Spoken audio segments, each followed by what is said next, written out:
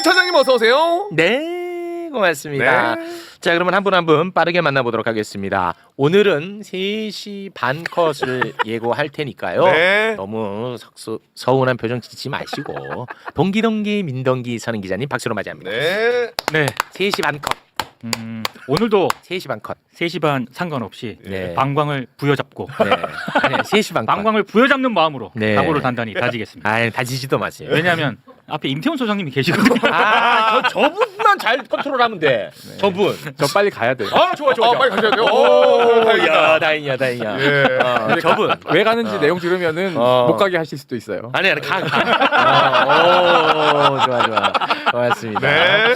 자, 그리고 종편숙의 강성필 민주당 부대변인 박수로 맞이합니다. 네. 안녕하십니까, 종편숙의 강성필. 오늘부터 민주당의 모든 스피커들은 한동훈에게 질문한다. 그렇지. 불법 증거 수집 너 어떻게 할 거냐? 그렇지. 우리는 묻는다. 그렇지. 단합하겠습니다. 이것만 해. 이것만 하겠습니다. 아. 저는 오늘 다 듣지 않겠습니다. 그렇습니다. 오늘부터 종편에서 이것만 묻습니다. 이것만 합니다. 파이팅. 네, 좋습니다. 왜냐면 한동훈이 가장 아꼈던 사건이야, 이 사건. 그렇죠. 아시잖아요, 그거는. 네. 아마 와. 이정근도 아마 1심에서 올려치기 당했을 거예요, 아마. 이 검찰 구형보다 법원이 이놈들 괘씸하네. 해가지고. 그때부터 그때부터. 검찰의 구형보다도 네. 더 요건만 갑니다, 네. 오늘은. 알겠습니다. 요거 꼼짝 말아줘. 뭐. 꼼짝 말합니다. 대단히 고맙습니다. 자, 군 문제 관련해서 뭐 최상병 특검이라든지 내란 가담자 관련해서 전문적으로 한번 앞에 좀 다뤄볼까 해서 두 분을 저희가 모셨는데요. 네. 한 분 한 분 만나보도록 하겠습니다. 내란 가담 공직자를 조사하기 위해서 헌법 존중 정부 혁신 TF를 만들었거든요. 네. 근데 이제 총리실에 총괄 TF를 만들었고 각 중앙 행정기관 얼마나 많습니까? 그렇죠. 엄청 많잖아. 뭐 검찰도 있고 뭐 너무 많잖아. 네, 행안부도 거기 한 있고. 48개 TF를 만들었어. 네. 그리고 총리실에 총괄 TF가 있어요. 네. 근데 그 총괄 TF의 자문위원을 와. 맡게 된 분입니다. 보통 분이 아니죠. 예. 임태훈 소장님 박수로 맞이합니다. 아, 네, 반갑습니다. 대단한 분인 거지. 진짜. 네, 이번 주 금요일 날 첫 회의합니다. 아. 예. 그 회의는 그러면은 소장님 들어가 계신 기본 한 대여섯 시간 하나요? 그렇진 않습니다. 네네. 제가 지난주 금요일 날 그 위촉장을 받고 오후에 이명현 특검 사무실에 쳐들어갔습니다. 그 얘기는 좀 이따 상세히 할 텐데요. 네. 일단 총괄 TF에서는 각 TF에서 올라오는 것들을 이제 자료를 보고 그렇죠. 자문을 할 건데요. 네. 근데 아쉽게도 지금 오늘 뭐 뉴스를 보셨겠지만 내란 버스 탑승자 한 분이 네. 근신 10일 처분을 받고 음. 이번 달 말에 전역을 하십니다, 무사히. 어. 그래서 이런 것들이 총괄 TF에 전혀 공유가 안 되고 있어요. 아, 그래요? 그러니까 이거 돼야지. 지금 국방부도 TF를 구성했는데 현재 내란 버스 탑승자들에 대해서 조사를 하겠다라고 했는데 법무실장이 이달 말에 전역한다는 이유로 솜방망이 처벌을 징계위원회를 이상하게 열어가지고 첫 징계자인데 근신 10일이 나왔습니다. 근신 10일은 뭐냐면 사무실에서 조용하게 10일 동안 아무것도 하지 말고 그건 뭐 징계도 반성하고 아니지. 있다가 나가는 겁니다. 징계도 아니야. 그래서 저희가 누굽니까? 오후 3시에 오늘 오후 3시. 오후 3시에 네. 추가 징계 의뢰를 하는 징계 의뢰서를 제출하러 네. 국방부에 출동합니다. 그거 2시 반으로 잡으세요. 그 2시 반으로 잡아. 지금 인사를 하는데 왜 이렇게 길게? 그 2시 반으로 잡아. 네. 2시 반으로 잡으라고? 그 실무자들이 이걸 좀 이렇게 타이핑도 하고 해야 돼서 네. 3시 반이라네요 또. 네. 근데 그 전에 가야 됩니다. 내란 네. 특보 특위 또 회의가 있어서 네. 가야 되는데요. 그러니까 국민들이 이걸 어떻게 납득해야 될지 납득 안 됩니다. 왜 납득이 안 되죠. 납득합니까? 그래서 징계 양정표로 한번 띄워봐 주시면요. 아직 김기현 인사해야 돼요. 미안해요. 이분은 이게 시동이 걸리면 제동 장치가 없어요. 제동 장치가. 제가 제동잔치 걸게요. 예, 그러시죠? 고맙습니다. 자, 그리고 김규현 변호사 함께입니다. 박수로 맞이합니다. 네. 인사를 못할 뻔했네요. 예. 네, 오늘 또 고소장 제출하고 여기 와서 빠르게 세상경 사건 얘기하고 빨리 또 가야 됩니다. 아, 고소장을 제출하고 왔어요? 오늘 저 내란 특검에다가 고소장을 제출했는데 누구를 고소했냐면 김완기 마포 경찰서장에 대해서. 김완기 마포 예, 경찰서장. 이분이 누구냐면 그냥 12월 3일 날 제가 국회 갔을 때 거기 국회 봉쇄하고 그때 기동단장이었어요. 막으면서 내가 빨리 열어줘라, 국회를 열어라 이렇게 막으면 내란에 동조하는 거다라고 했더니 네, 저는 내란에 동조하겠습니다. 라고 말을 했던 그 사람입니다. 와, 근데 이번에 고소한 거예요? 그 건은 제가 기존에 고발을 해놨고 어. 근데 이분이 갑자기 뜬금없이 지난달쯤에 김규현이가 어. 내가 내란 동조 발언을 했다고 자꾸 떠들고 다니는데 어. 난 그런 말 한 적이 없다. 맞아. 그러면서 저를 고소했어요. 명예훼손죄로. 어. 그래서 제가 무고죄 무고. 야. 등등으로 이번에 내란 특검에 고소장을 내고 왔습니다. 내란 특검에. 예, 어. 무고죄, 공전장 기록 등 위작죄, 명예훼손죄. 저 아주 그 김한기 그 마포 경찰서장 내가 마포 경찰서에서 무혐의 처분 받았으니까 내가 그 동안에 내가 좀 쉬쉬해 줬더니 무혐의 처분 받았잖아. 이제 막 갈 수 있습니다. 마포 경찰서장은 이미 저희가 57명의 경찰을 내란 중요 임무 종사자로 고발을 해놔서 피의자 입건됐는데도 불구하고 지금 현재 그래요? 우리 김 변호사님에 대해서 악의적으로 지금 소송전을 아, 벌이고 있어서 심각하네. 저희가 재판에서 현출됐던 당시 우리 변호사님하고 대화 나눴다는 걸 들었다라고 진술한 기동대장의 증거도 이미 네. 재판에 현출된 것들을 가지고 네. 공개했기 때문에 이분은 지금 자리 보전하려고 어떻게든 우리 김 변호사님 물고 늘어져서 네. 살아보려고 하는 아둥바둥을 하는데 깔끔하게 빨리 사표 쓰고 감옥에 가시는 게 좋겠습니다. 우리 센터장님 네. 그 헌법 존중 TF 경찰청에도 설치했어요? 네, 맞습니다. 아 그래요? 예. 그럼 이런 자들이 핵심이네. 그렇죠. 그러니까 이런 사람들 때문에 만든 거 아니야 ETF를? 맞습니다. 어. 당시에 윤석열이 탄핵되고 나서 감옥 가 있을 때 경찰 인사를 막 하잖아요. 네. 알박기 인사들. 네 했잖아. 주요 이런 그 내란에 가담한 그러니까 계엄 때 당시 국회를 공세하거나 이를 주도적으로 했던 사람들을 되게 서울 시내에 좋은 경찰서장 자리를 다 알박게 해주고 대표적인 게 박연수 당시 맞아요. 서울경찰청장 직무대리를 치안정감으로 승진 발령한 게 그렇습니다. 옥중 인사입니다. 네. 그래서 이런 가담자들에 대한 명확한 징계와 사법적 처리가 있어야 된다는 것이고 네. 총괄 TF에서는 경찰청에서 올라오는 것들을 봐야 되겠지만 이미 증거로 나온 것들 있지 않습니까? 재판에서 네. 조지호, 김봉식이 얘기한 것들이 많습니다. 그렇기 때문에 그런 것들 자료를 수집해서 선제적으로 먼저 어떻게 조치할 수 있는지를 들여다볼 예정입니다. 네. 이런 사람들 때문에 만든 거야 그렇죠. TF를. 네. 김완기. 맞습니다. 알겠습니다. 자, 빠르게 좀 진도를 뺄 텐데요. 네. 최혜병 특검. 최혜병 사건에 대한 공수처의 수사 방해 혐의로 김성규, 송창진 전 부장검사 기소됐거든요. 네. 예, 기소됐습니다. 우리가 아직 뭐 다루지 않았습니까? 송창진은 또 우리 김규현 변호사와 또 밀접한 관련이 있죠. 그렇죠. 그리고 오늘 오동훈 공수처장을 기소를 했어요. 오동훈 공수처장을 특검에서 왜 그랬나 이렇게 봤더니 말이죠. 이종호의 그 변호를 했던 송창진이 알죠. 그렇죠. 이 송창진이가 국회에 나와서 이종호가 구명로비 의혹의 혐의자인지 몰랐다고 이야기를 했어요. 네, 맞아요. 이거 완전 그 거짓말 아닙니까? 네. 그때 그 장면을 일단 잠깐 좀 보고 오겠습니다. 공수처 수사 과정에서 언제 이종호 씨가 이 사건에 연루된지 아셨습니까? 공익 신고자가 와서 조사를 받은 것을 안 것이 김주현. 7월 10일이었습니다. 그전에는 멋진 해병 단톡방의 실체나 전혀 혹은 몰랐습니다. 이 해병대 관련된 수사 외압이나 이런 부분에 예, 대해서 전혀 이종호 씨가 몰랐습니다. 하는 걸 예, 예. 모르셨어요? 예, 1년씩이나 수사하시면서 이종호 씨 실체도 몰랐다고요? 전혀 몰랐습니다. 6월 21일 날 우리 법사에서 입법청문회 할 때 이미 이종호 씨는 여러 번 언급됐고 관련성이 있다라고 계속 얘기가 나왔어요. 그때 몰랐습니까? 몰랐습니다. 네, 저기 이제 법사위에서 저 위증한 거잖아. 네네. 그래서 법사위에서 요거를 공수처에 고발합니다. 위증이라고? 네, 요걸 고발해요. 그런데 공수처에서 아무것도 하지 않고 11개월 동안에 그냥 묵힙니다. 그리고 이 사건을 특검에다가 이제 넘겨요. 네. 최혜병 특검에 넘기는데 이 위증 관련해 가지고는 수사 기록을 또 빼고 넘겨. 공수처에서? 공수처 저놈들이 어허. 이것 때문에 기소됐어. 예, 특수관계. 네, 제가 제가 저기 나오는 공익 신고자로서 예, 이제 저 공익 신고하러 사람이요. 간 게 네. 7월 4일입니다. 7월 4일. 7월 4일 날 7월 4일. 갔고 그래갖고 거기서 이종호 녹음 파일이랑 이런 거 다 빌려주고 조사도 받고 나와요. 근데 그날 제가 조사를 받고 나온 그 검사실이 신모 검사라고 송창진 부장검사가 변호사하고 있을 때 이종호 변호했잖아요. 네. 변호인이 2명입니다. 송창진하고 신모 변호사. 음. 둘이 변호하고 둘이 같이 공수처로 들어와요. 와, 바로 그 신모 검사실에서 제가 조사를 받았어요. 와, 이거는 영화입니다. 아무리 들어도 영화예요. 근데 그거를 알고 나서 나중에 제가 이제 언론이나 이런 걸 통해 가지고 그 사람들 이종호 변호인이라는 걸 알고 뒤통수를 시게 맞은 것 같은 느낌을 세게 받았는데 네.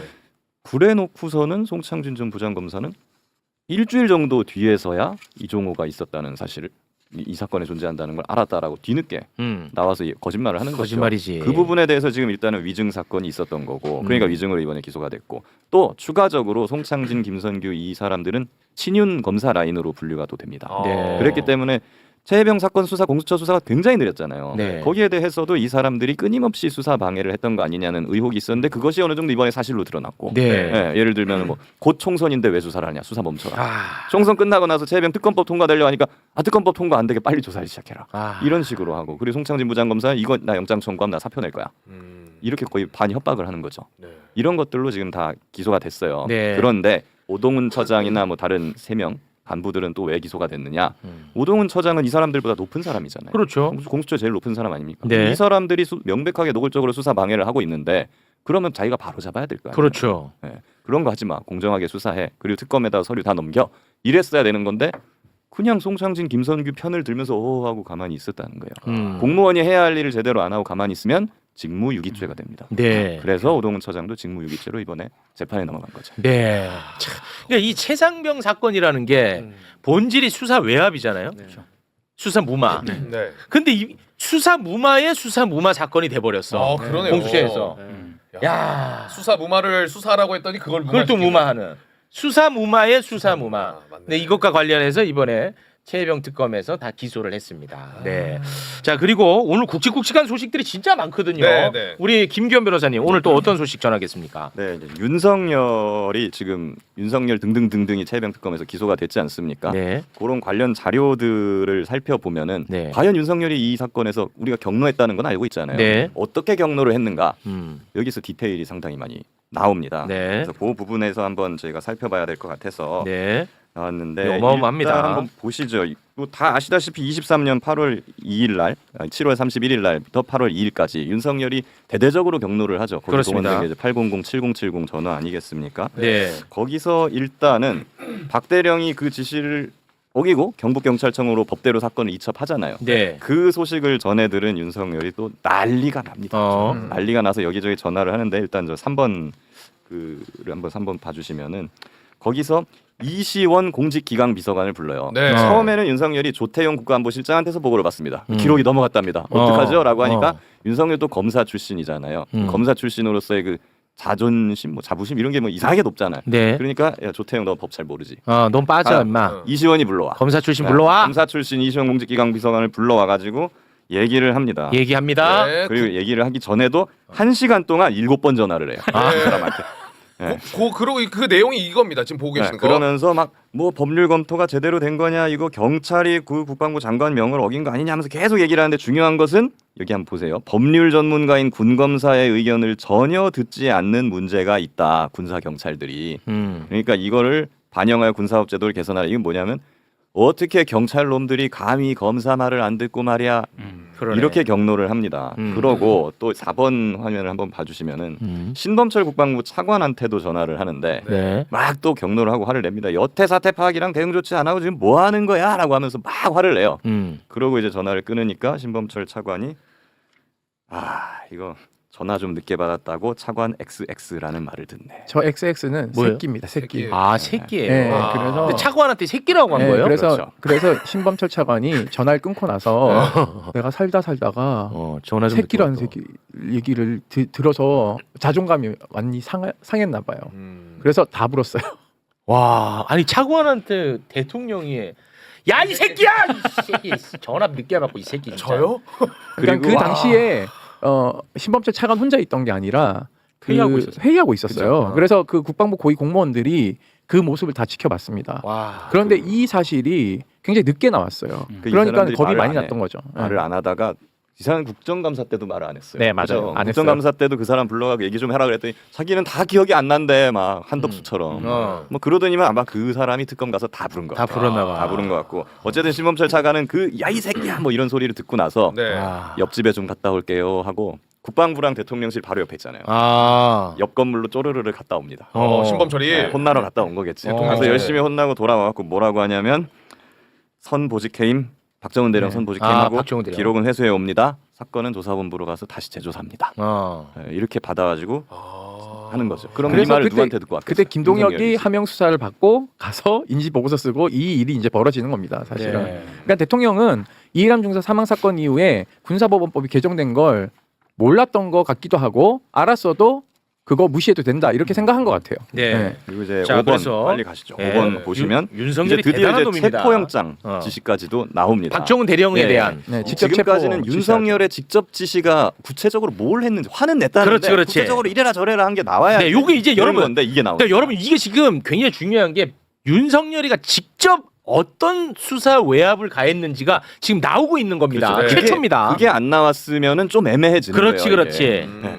근데 이제 드디어 이날이에요. 8월 14일 23년 그때쯤에 무슨 일이 있었냐면은 박정훈 대령이 그 사사건건 TV에 KBS. 나가지고 네. 그 전주에 금요일에 네. 나가고 이런저런 이야기를 합니다. 그러니까 그걸 보고 이제 열받은 윤석열이 또 이시원 공직기강 비서관을 통해 가지고 이종섭 장관한테 전화를 합니다. 야 박정훈이가 지금 TV에 나가가지고 막 수사 외압이다 뭐라 하면서 다 폭로를 하고 있는데 이놈 빨리 잡아들여 와. 체포영장 청구해 라고 이 대박 지시를 사건이야. 자기 입으로 합니다. 체포하라고. 쟤는 지금 저 때부터 계엄 선포한 거야. 그러네. 저 때부터. 그렇죠. 이 대단한 놈입니다. 이거 그래서 최초입니다. 그 지시가 이제 검찰 국방부 검찰단에도 내려가고 근데 사실 국방부 검찰단에서는 체포영장을 청구할 생각은 없었어요. 처음에는. 아, 처음에는. 근데 이제 원래 이런 사건은 이제 구속영장으로 나중에 구속영장을 가죠. 그래서 열심히 군검사들이 구속영장을 치고 있었거든요. 네. 근데 갑자기 이게 내려오니까 검찰단장이 야 구속영장 청구서 그 쓰던 거 다 그만두고 야, 지금 체포부터 한다. 체포부터 해. 김동혁이가 그래서 그날 체포영장 청구서를 써서 접수해버립니다. 접수해버려. 예.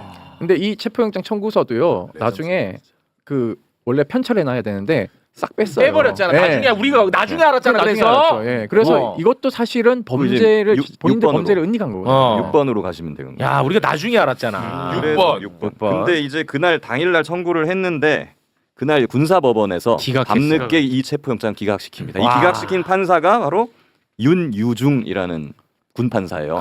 근데 이 사람이 나중에 12.3 내란에도 나옵니다. 12.3 내란 당시에 여인영 방첩사령관이 부하한테 4명의 이름을 불러줘요. 군 판사들. 누구 윤유중이. 아, 얘네들 대박. 사찰해. 김종일, 그러니까 무죄준, 박정훈 아. 대리의 무죄준 김종일 군판사, 윤유중 등등 4명을 불러줘요. 와, 그 4명이 와, 박정훈 무죄준 판사들 영장 기각한 판사. 대박이야. 지금 저거 좀 속편에 해야 되니까. 그러니까 이게 지금 다 기억하고 있었던 거야 이때부터. 영장을 감히 기각을 해? 와. 하면서 그때부터 이거를 다 와. 기록을 해놓은 거죠. 근데 윤유중 아니, 중령은 대박. 사실은 그 공군입니다. 공군본부관인데 이해람 중사 사망 사건 당시 보통검찰부장 하면서 네. 한번 특검에 불려나서 곤욕을 치렀기 때문에 자기가 이런 수사 외압에 함부로 굴하면 특검에 잡혀갈 수 있다는 학습을 한 효과가 아, 있어서 네. 아마 저렇게 버틴 걸로 제가 기억하고 있습니다. 이분 그리고 경력도 좀 특이해요. 부사관 출신이에요. 맞습니다. 항공과학고. 항공과학고등학교. 나와서 부사관을 하다가 대단하네. 그 시험을 봐가지고 군판사가 된.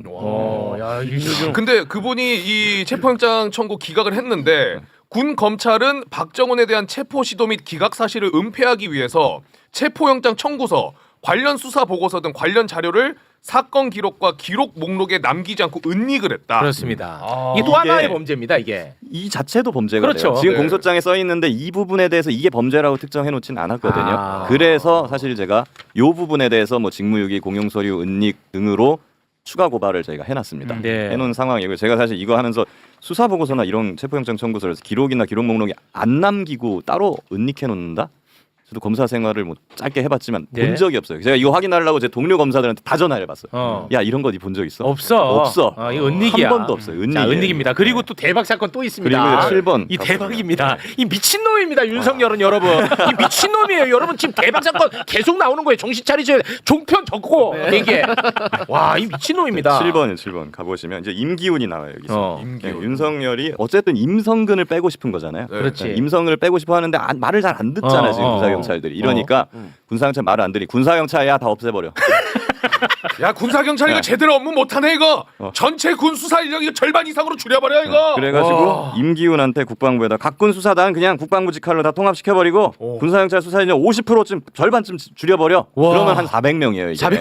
400명 날려버려 이렇게 지시를 합니다. 이게 뭐냐면 임성근 사단장 안 빼주면 니들 군사경찰 조직 자체를 다 날려버릴 거야. 와. 이 협박하는 겁니다. 이 미친놈입니다.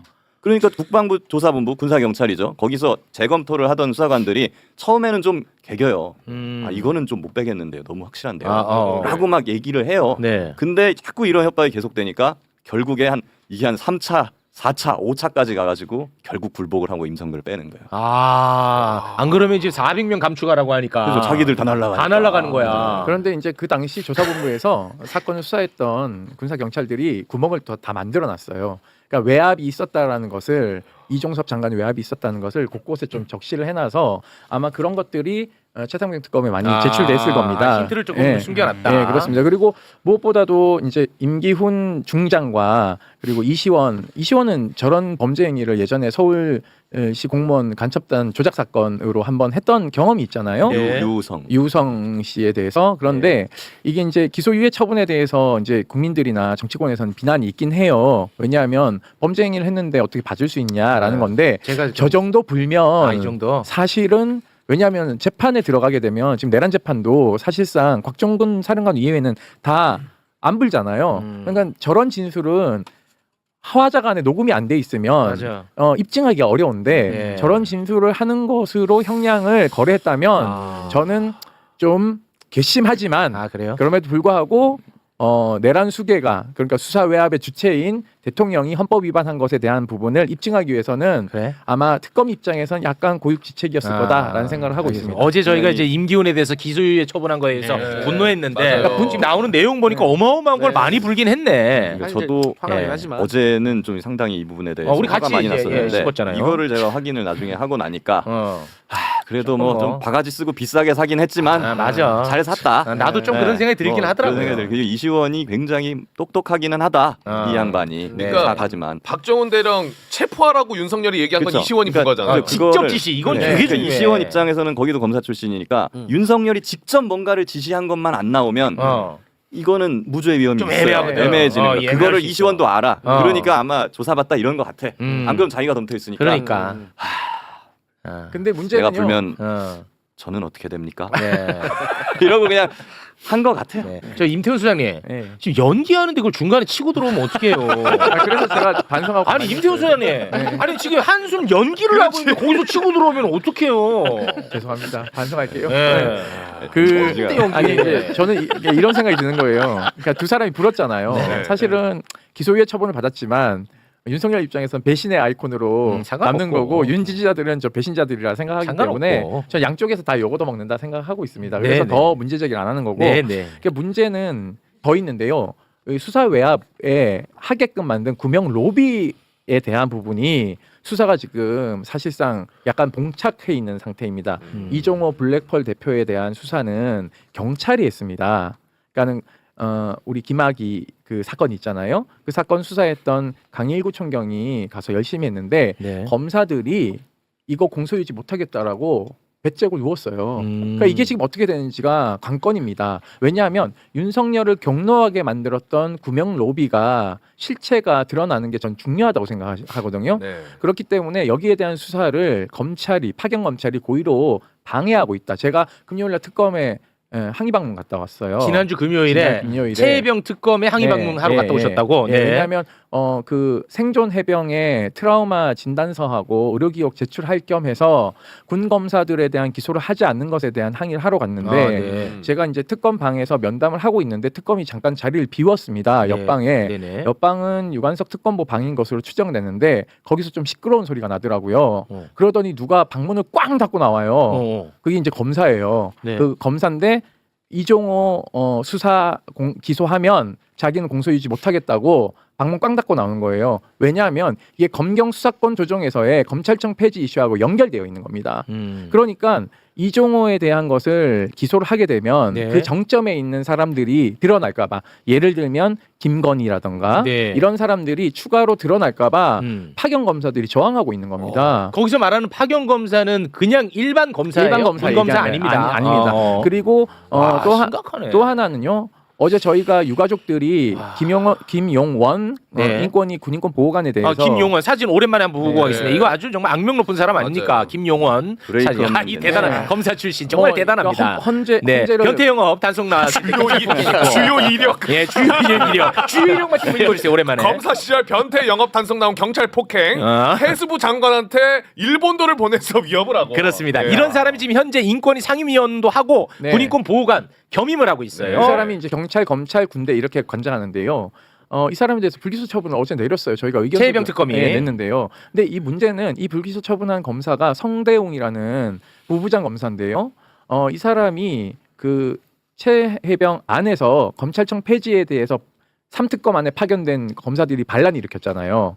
그 당시에 행동대장했던 역할을 하는 사람이에요. 그러니까 이런 사람들이 같은 검사를 검사 출신 봐주기를 하고 있는 것이고 심지어는 제가 가서 또 들은 얘기가 이런 겁니다. 그 항의하는 데에는 그 검사들이 항의하는 데는 하나 더 있어요. 법무부 장관 박성재와 심우정 검찰총장이 당시에 이종섭이 출국 금지돼 있는 걸 해제시키지 않았습니까? 네, 맞아요. 이 범죄 혐의에 대해서도 기소를 못 하겠다라고 아이씨. 배째라고 이제 들어누운 거예요. 그러니까 검찰 자기들 문제되는 건 다 그렇게 들어눕네. 네. 그래서 이 사람들이 향후 공소 유지하는데 남아 있어도 될지 저는 좀 의문이 드는 장난질 겁니다. 할까 봐? 네, 그렇습니다. 공소 유지도 되게 중요하거든요. 진짜 중요한 말씀입니다. 그리고 두 번째는 군 검찰에서 파견되어 온 군 검사라든가 군 검찰 수사관들도 사실은 지금 현재 김동혁에 대한 수사나 네. 그리고 군 검사들에 대한 수사가 너무 미진하다 보니까 제가 파악한 바로는 거기가 아닌 다른 곳에서 지금 특검보와 특별수사관들이 수사 기록을 다 보면서 다시 막 하고 있는 거예요. 이 범죄 구성을.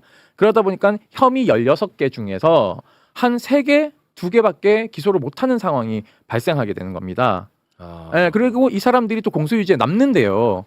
그러면 자기 식구였던 자기가 모셨던 검찰단장 김동혁과 김민정, 연보연을 공소유지 잘할 수 있을까요? 쉽지 이것도 않아. 문제라는 겁니다. 그래서 이 사람들도 큰일이네. 빨리 돌려보내야 된다. 이게 가장 큰 핵심 중에 관건이다라는 거예요. 그래서 이명훈 특검 입장에서는요, 돌려보내도 그럼 파견을 또 받아야 되는데 네, 또 어디서 받아? 또 어디서 받아? 이런 문제가 발생해서 그러니까. 곤혹스러워하는 참 것 같더라고요. 힘들다. 제가 가서 공소유지 해드리고 싶네요. 진짜. 진짜.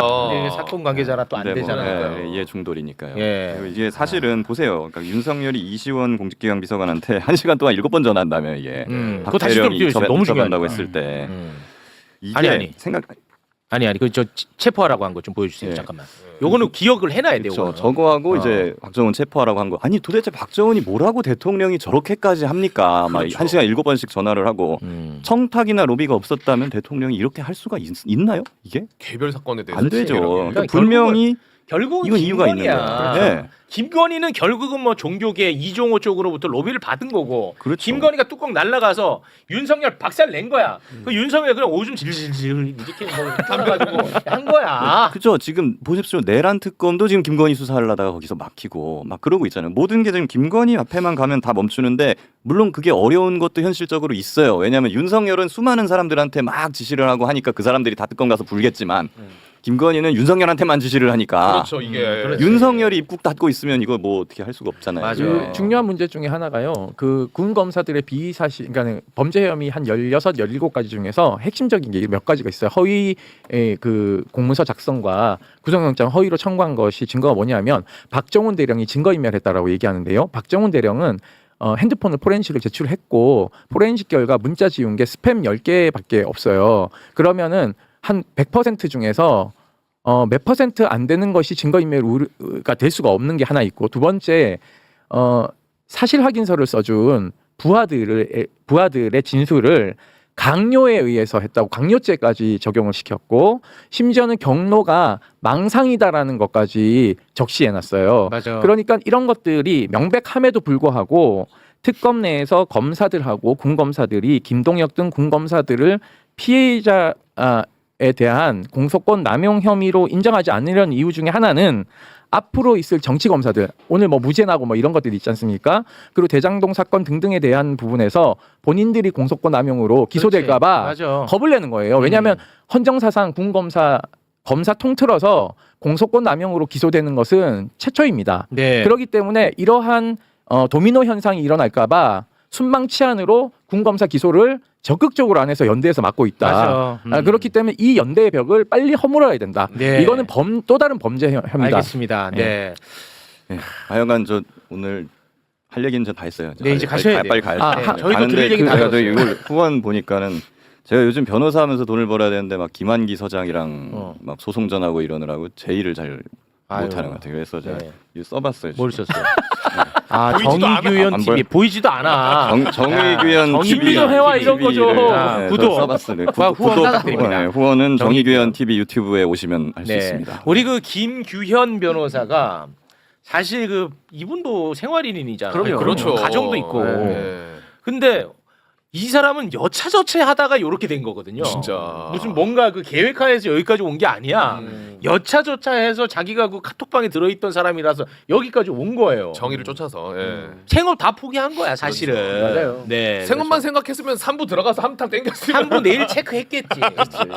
원래 제 최초 매블쇼 출연이 그 변호사 광고하려고 나온 거였는데 그때 욕만 엄청 얻어먹고 갔잖아요. 출신이라고. 그러니까 우리 김규현 변호사와 매불쇼의 인연이요. 네.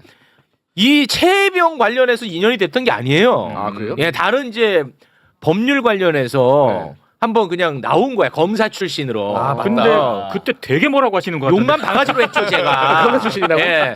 그리고 나서 이제 그때 이제 나올 때는 본인이 이제 PR 하려고 나왔대. 근데 나중에 이제 이 체해병 이슈가 터지면서 이렇게 된 거예요. 맞아요. 그 단톡방에 폭로가 있었기 때문에 여기까지 온 거예요. 여기까지 올 수 맞아요. 있었죠. 그거 아니면 이 동력이 안 맞아요. 살죠. 네. 예, 첫 출발을 못했겠지 아예. 네, 맞아요. 정의규현 TV. 정의규현 그- 알겠습니다. 방금 그만하세요. 하나만.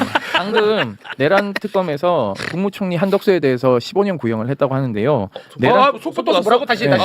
자, 잠깐만 너가 해야 돼. 이거 중요한 거야. 특검에서 내란 방조 한덕수의 징역 15년 구형.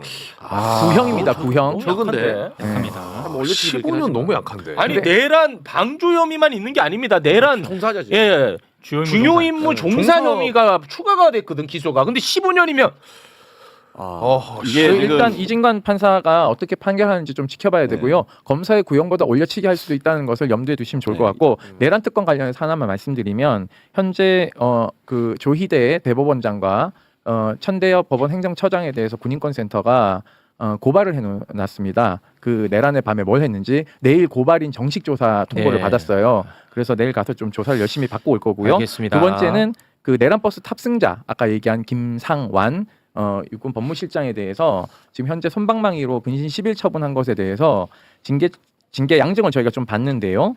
파면 해임까지 가능하고 강등까지 가능하다라고 네. 판단해서 알겠습니다. 저희가 징계를 다시 해야 되는데 문제는 네. 이 사람이 3일 뒤면 전역을 하기 때문에 오늘 징계위원회를 다시 열겠다라는 출석 통지서를 오늘 보내야 됩니다. 징계 3일 전에 통보하지 않으면 이게 징계가 방어권 형성을 안 해줬다는 이유로 불법이 되거든요. 그러니까 지금 국방부 장관께서는 하루속히 빨리 대통령께서 귀국하셨으니까 징계위원회에 다시 연락을 하고 징계 비의 사실을 다시 통지해서 네. 이 사람은 파면, 해임, 강등 셋 중에 중징계를 해야 된다고 생각하고 있습니다. 두 분 수고 많으셨습니다. 아유, 고맙습니다. 감사합니다. 참고로 저 그렇습니다. 한덕수에 대해서 이론상 선고 가능한 형량 범위가 그럼 앉아 있어. 네. 우리 한덕수 얘기해야 되니까. 네. 네, 고맙습니다. 네, 소장님 고맙습니다.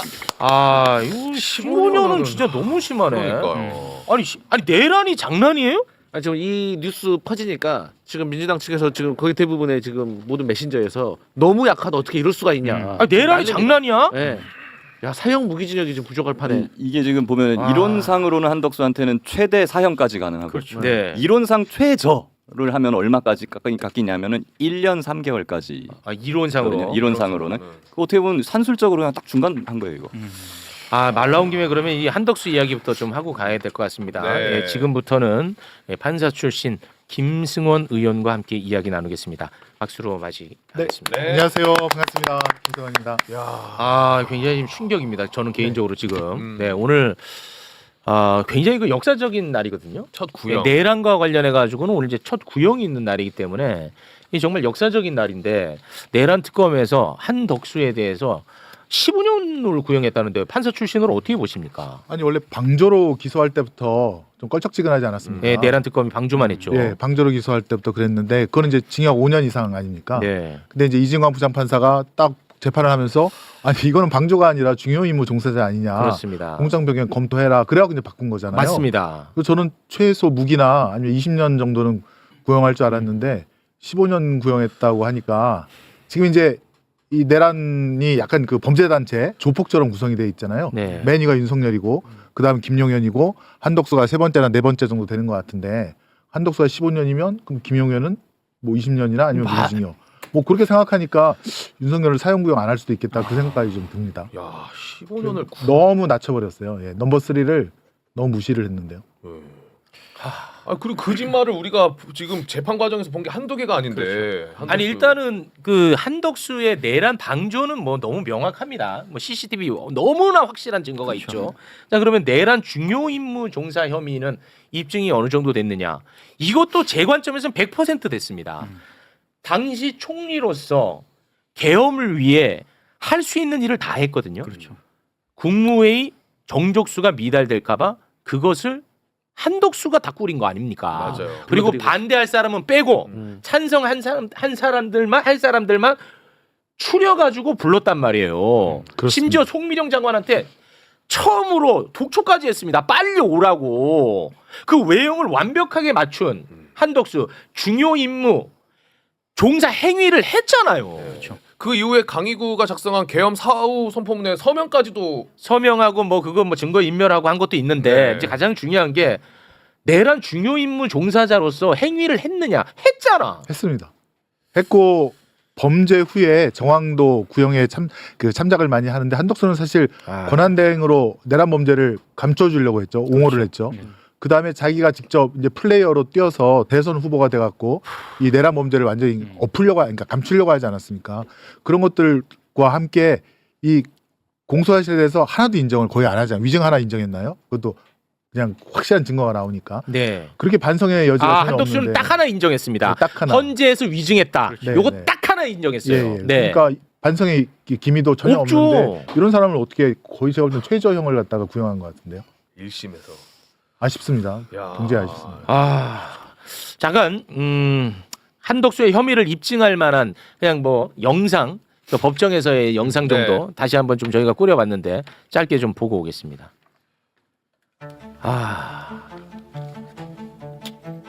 이건 뭐 내란 방조를 완벽하게 입증하는 예. 자 지금 오류가 났어요. 네, 다시 갑니다. 다시 한번 보겠습니다. 네, 다시 지금 지금 중요합니다. 소리만 나고 있기 때문에. 처음부터 다시 네, 처음부터 보겠습니다. 다시 보겠습니다. 네. 네. 야, 뻔뻔한 모습을 우리가 CCTV로 다 확인을 했는데. 자 한덕수 문건까지 들고 나오고 네. 여유 있잖아요. 이거 뭐 방조는 100%입니다. 이거는 네. 뭐 이견이 있을 수 없고 이보다 더 확실한 증거가 없고요. 자 이상민. 이거는 방조가 아니잖아. 지금부터는 수행을 하는 거잖아. 네. 지시를 받고 나와서 서로가 이야기를 나누고 16분간 대화를 합니다. 서로 개헌 문건을 갖고 서로가 협의를 합니다. 대적견실을 나가서 비상계엄 선포하러 가는 걸 말리지도 않지 않았습니까? 정말 아쉽게 생각합니다. TV에서 지금 군병력들이 투입되는 걸 보시는 거잖아요. 그럼 김영현한테 전화해서 확인할 생각은 안 하셨습니까? 비상계엄이라는 거는 있을 수가 없는 일이다. 지난 40몇 년 동안 없었고. 그걸 윤석열한테 말씀하시 그랬습니까? 비상계엄을 하기 전에. 꼭 국무회의를 거칠 필요는 없다는 건 안 하겠다는 뜻 아닙니까? 국무회의의 뭐 성격이랄까 이런 것들에 대한 그 인식 같은 게 있으시지 않았나 생각을 합니다. 제가 헌재에서 위증을 했습니다. 근데 조은석 특검은 구형 15년. 선회를 하자면 자꾸 저는 선회를 하는 습관이 있어갖고 굉장히 좀 그런데 이제 한덕수가 76세 아닙니까? 네. 예, 나이가 많으니까 15년 구형하면 근데 거의 뭐 90대에서 나오는 거 아니냐. 뭐 사실상 그런 고려를 한 거 아니냐라고 그냥 선회를 하고 싶은데 사실상의 그다음에 이제 무기징역이다. 예, 저희가 이제 내란 범죄는 사실 이제 국회 동의 없이는 사면도 못하게 네. 저희가 지금 법을 발의를 해서 그럼 반드시 해야 될 거고요. 예, 통과를 시킬 테니까 네. 15년만 살려도 90세까지니까 그냥 그 정도면 충분하지 않겠냐라고 내란 특검에서 혹시 아니, 근데 생각했다면 나이 참자. 이게 보면은 검찰이 항상 요즘 잘하는 게 뻥구형이라고. 예를 들면 그런 거 있잖아요. 검찰이 10년 구형했다. 그럼 법원에서는 한 5년 네, 밑으로 맞아요. 선고하고 네. 거의 한 2-3배 이상 뻥튀기 시켜서 구형한다 그래가지고 뻥구형이라고 하거든요. 네. 근데 15년이라고 하는 것은 뻥구형이라고 볼 수는 없어요. 이게 뻥구형 가려면 한덕수한테도 막 사형 무기징역 이 정도는 구형해야 이제 뻥구형인 거죠. 이게. 네. 이 사건에서는 상당히 그럼 갑자기 이례적으로 그걸 정밀구형이라고 저 하는데 내란 국무회의 네. 말고도 한덕수는 권한 대행으로 있을 때 헌법재판관 임명도 안 했거든요. 맞습니다. 그래서 완전히 윤석열 탄핵까지도 지금 어떻게든 막아보려고 했었는데 그것까지 고려하면은 저는 15년 아니 이게 구형이라는 것이 우리 사회에 던지는 메시지가 굉장히 크지 않습니까? 그렇죠. 그 네. 자체가 상징적인 거죠. 상징적이지 않습니까? 그렇죠. 그리고 내란 관련해서 첫 구형입니다. 맞아요. 그거를 특검이 모를까요? 너무 잘 알겠죠. 그렇죠. 근데 15년을 던졌다는 것 자체가 난 이거는 매우 심각한 시그널이고 이거는 매우 심각하게 비판받아야 된다고 봅니다. 사실 많은 국민들은 구형이 사실 실제적으로 몇 년 받았다 선고로 착각하시는 분도 되게 많거든요. 그리고 사실 아시지만 30% 가석방만 받는다고 하면 거의 한 4.5년 거의 10년밖에 안 사는 거예요. 그렇기 때문에 저는 이거 너무 잘못된 것 같아요. 아니 중요 임무 종사자에게 15년을 구형을 한다? 이거 참 참담합니다, 진짜. 15년 만약에 이게 선고가 15년이다라고 나왔다고 하면은 뭐 그나마 그럴 수 있다. 예, 뭐 그나마 그렇게 뭐, 생각을 네. 해요. 그런다면 그 정도는 납득할 수 있는데 그렇다면 구형은 최소한 그거보다 훨씬 높게 해야죠. 그렇죠. 네. 예. 근데 만약에 지금 15년 구형했는데 재판부가 더 올려서 무기까지 가기는 실질적으로는 어렵나요? 아니 재판부. 뭐 사실은 이제 요즘 중요 사건일수록 대장동 사건도 그렇고 재판부가 검찰 구형을 무시하고 그냥 이제 독자적으로 판단하는 사례들이 좀 늘어나고 있기는 합니다. 그리고 이진관 재판장이라면 또 더욱이 또 그럴 가능성이 좀 높다고 보기 때문에 구애되지 않고 선고를 할 것 같다라는 네. 생각은 듭니다. 그거는 뭐 재량이라는 거군요. 아니, 전혀 구속되는 게 없습니다. 아. 법적으로. 근데 저는 그냥 걱정되는 선고만 게 하는 거죠. 특검이 구형을 이렇게 약하게 해버리면 국민의힘에서 또 이렇게 들고 일어날 거라고요. 그럴 수 있죠. 너희들이 임명한 그 특검도 15년밖에 안 했다라고 하면서 네. 들고 일어날 거예요. 그렇습니다. 아, 진짜 힘이 너무 빠진다, 그러네. 진짜. 이 중요 임무 종사를 이런 식으로 해버리면은 이거 참 이거 너무 힘 빠지네. 그동안 방송 자체를 한덕수가 무기 아니면 사형을 받을 수밖에 없는 이유를 정말 오래 다뤘었는데 네. 구형 자체를 15년을 한다는 거네. 아니 근데 그 동안에 보면은 그 내란 특검이 그 상복 입고 나오고 그렇죠. 그 재판하는 거 보면 우리가 이제 직위원 얘기를 워낙 많이 하다 보니까 이 특검에 대한 이야기를 많이 못했는데 너무 매갈이 없고 맞아요. 그랬거든요. 아 진짜 화가 날 부분에 대해서도 뭐 매갈이 없이 대응한다든지 그런 부분을 저희가 많이 봤었단 말이죠. 그렇습니다. 네. 그게 일련의 과정들이 지금 이번에 이걸로 다 표출된 것 같아요. 사실 이제 그 방조로 기소한 것도 문제고 두 번째는 내란 피고인 김용현의 변호사들이 그렇게 난리를 치는데도 네. 특검이 정말 무기력하게 아무 소리 못 한다든가 물론 그 책임은 재판장인 지기현한테 1차적인 책임이 있지만 특검도 내가 검사인데 어떻게 법정에서 그렇죠. 검사를 이렇게 모욕하고 그다음에 공격할 수 있느냐 당당하게 얘기를 해야 되는데 되게 그 소극적으로 네. 도망치듯이 막 하는 것도 좀 봤고요. 네. 그래서 좀 이상하다는 생각은 들었는데 그러니까 의욕이 없다, 네. 사명감이 없다라는 생각은 들었거든요. 네. 근데 정말 그 이 구형도 사실은 너무 약하다. 그 이 큰 범죄의 넘버 3인데 네. 넘버 3를 15년 해버리면 그 위에 넘버 1, 넘버 2는 어떻게 하란 말이냐. 그 밑은 또 어떻게 하란 말이죠? 그럼 더 낮아지겠죠. 예. 그러니 이게 이제 군사법원에서 이제 직접 수행했던 뭐 여인영이라든가 박한수라든가 문상원이라든가 이런 사람들은 그 아래쪽으로 가지 않을까요? 그럴 가능성이 높습니다. 그렇죠. 이제 형식적으로 보면 당연히 그렇게 가야죠. 근데 그렇게 가면 안 된다고 저는 생각을 네, 하고. 그래서 이 네. 확실하게 여기서 메시지를 잘 내야 됩니다. 그렇죠. 예. 그래서 최소한 아마 여인영이나 막 이런 사람들에 대해서도 한덕수보다 미치긴 하지만 이 사람들은 실제로 뭐 국회를 봉쇄하거나 아니면 출동하거나 누군가를 체포하고 잡고 심지어 죽이려고 하는 데까지 직접적으로 관여했던 군인들이잖아요. 그러니까 이 사람들에 대해서는 그 가담 정도는 이 사람들 지위는 한덕수보다 낮지만 가담 정도는 그 비교할 수 없이 높다라고 해서 당연히 이거보다 훨씬 더 높게 구형을 해야 된다고 저는 생각을 합니다. 한번 그 지켜봐야 될 것 같아요. 네. 한덕수 구형과 관련해서는 이 정도에서 좀 마무리하고 네. 뭐 혹시 뭐 나오는 소식 있으면 중간 중간에 좀 전달해 주시면 좋을 것 같습니다. 알겠습니다. 네. 김기현 변호사님도 네. 계속 앉아 계세요. 지금 기분이 안 좋으니까요. 네, 앉아 계세요. 검사 출신, 판사 출신 이렇게 필요합니다. 또 이러다가 이제 기어서 나가야 돼. 네. 혼나는 자리입니다. 자, 그러면 사법부 이야기 잠깐 좀 한번 해보겠습니다. 네. 천대엽 법원행정처장. 천대엽이가 김용현의 변호인 권우현, 이하상 변호사를 고발을 했네요. 항상 그 아주 세상이 시끄러워지고 엉망진창이 돼야 그때서야 천대엽이 좀 나섭니다.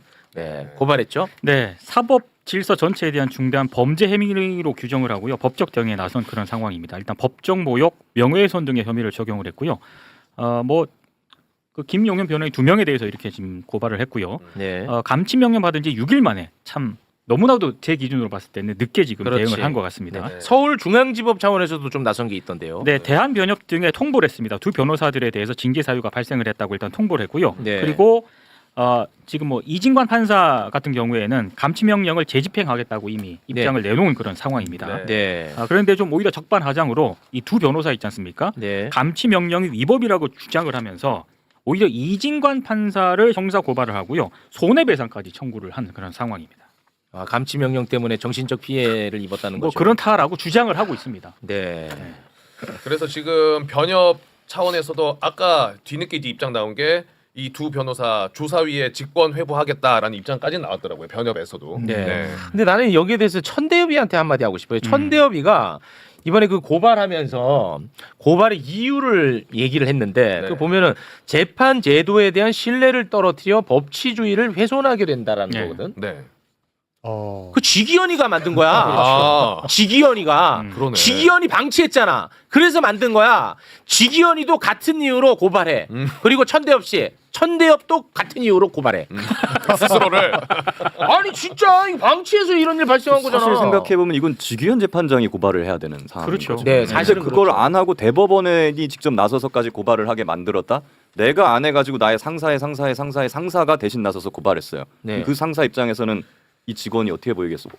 미워 보이지 않겠어요? 당연하죠. 내가 움직이게 만들어? 그럼 당연히 징계해야 되는 거 아니에요? 네. 근데 안 하고 있어요. 네. 지금 이 이하상 변호사나 권우현 변호사 2명이 제가 이제 법원 쪽에 알아보니까 네네. 이하상 변호사가 이제 그 옛날 이름이 이명규인데 네. 목소리는 컸어도 법정에서 지금 그렇게까지는 하지는 않았다는 거예요. 거봐. 옛날에 예, 옛날에 그 목소리는 크고 지기현이 그랬어도 만든 거 아닙니까 그러면? 지기현이 키운 괴물 아니냐. 거 봐요. 그 얘기를 하더라고요. 네. 판사들이 법정에서 그렇게 막 떠들고 또 검사나 또 증인들 모욕하고 또 판사한테 막 반말 비슷하게 하고 이걸 가만히 두니까 그렇습니다. 얘가 점점 괴물이 된 거 아니냐. 그렇지. 그 얘기를 하더라고요. 그죠? 예, 그렇습니다. 그러니까 네. 우리 최욱 앵커님 말씀이 맞아요. 그렇습니다. 지기현이 키운 괴물 그 어떻게 결자 해지를 해야 되지 않겠습니까? 맞습니다. 지기현이 물러나든가 네. 아니면 천대엽이 그 부분도 사과를 하든가 그렇습니다. 해야죠. 네. 그것도 뒤늦게 고발을 하면서 겨우 하는 말이 그 뭐죠? 공정한 재판에 영향을 네. 미치. 그건 지기현 부장이 지금 공정한 재판에 대한 우려를 본인이 지금 국민들한테 다 드리고 있지 않습니까? 정확합니다. 그 말씀 저는 맞다고 생각합니다. 네. 그 이진관 판사가 이 감치 관련해 가지고 제도를 조금 개선할 필요가 있다 이런 말씀을 하지 않았습니까? 네, 맞습니다. 그런데 여기에 대해서 법무부가 바로 실행에 옮겼습니다. 네. 아유 진작에 좀 할 걸 그랬습니다. 그러니까요. 일부 신원 정보가 누락이 되더라도 법원의 재판으로 감치 대상자가 특정이 되지 않습니까? 이 경우에는 감치 대상자를 교도관에게 인계하는 법원 관계 직원 등이 작성한 감치 대상자 확인서가 있습니다. 요것 등을 통해서 신원 확인을 완화하는 절차로 개선 방안을 마련했다. 그러니까 굳이 뭐 이름 주민등록번호 이런 거 그렇지. 없어도 요 정도만으로도 네. 감치를 할 수 있다 이런 얘기입니다. 아이고 정성 호랑이 얼마나 좋습니까 이렇게 현행범이니까. 현행범 그렇죠. 효능감 생기잖아. 이제 그렇죠. 잘못된 거 딱딱딱딱 이렇게 바꿔나가는 세상. 그렇죠. 정성 호랑이 장관님. 호랑이. 예. 빨리. 참, 저 이해할 수가 없더라고요. 도대체 신원 확인 안 됐다고 감치가 안 된다는 게 이해할 수가 그러니까. 없더라고요. 네. 근데 이진관 판사는 그래도 뭐 같은 국가기관끼리 내가 다투는 모습 보일 수 없지 않느냐. 상당히 어른스러워. 맞아요. 이진관 판사. 현명한 것 같아요. 현명하고 어른스럽고 네. 합리적입니다. 감치 재판할 때 이제 구속 같은 걸 시키면 그 교도관이 인수인계를 하거든요. 교도관이 이제 그 구속된 피고인들 대기하는 장소로 들고 가서 교도관이 그 교도소 버스를 태워갖고 그대로 싣고 가는데 무슨 거기에 또 주민번호를 넣어라. 맞아. 그런 절차가 왜 필요합니까? 그렇습니다. 자기네들이 들고 온 사람들이 들고 온 변호사들, 그 감치자들 아닙니까? 네. 말이 안 되는 뭐 차차로 얘기였어요. 운전해서 간 것도 아니고. 그렇습니다. 자, 어찌됐든 이 모든 문제는 사법부가 자초한 겁니다. 네. 사법부가. 다정 능력 저는 아예 없다고 결론을 지었습니다. 그런데 다행스럽게도 민주당이 사법부 개혁 조금씩 시작을 하는 것 같습니다. 조이대의 사조직처럼 활용이 되어 왔던 법원 행정처, 천대엽이 있는. 천대엽이 있는 그 법원 행정처 이게 얼마나 우리를 스트레스 받게 했습니까? 네. 이거 이제 없앤답니다. 오. 요거 없애고 네. 13명의 위원으로 구성되는 사법행정위원회를 신설하겠답니다.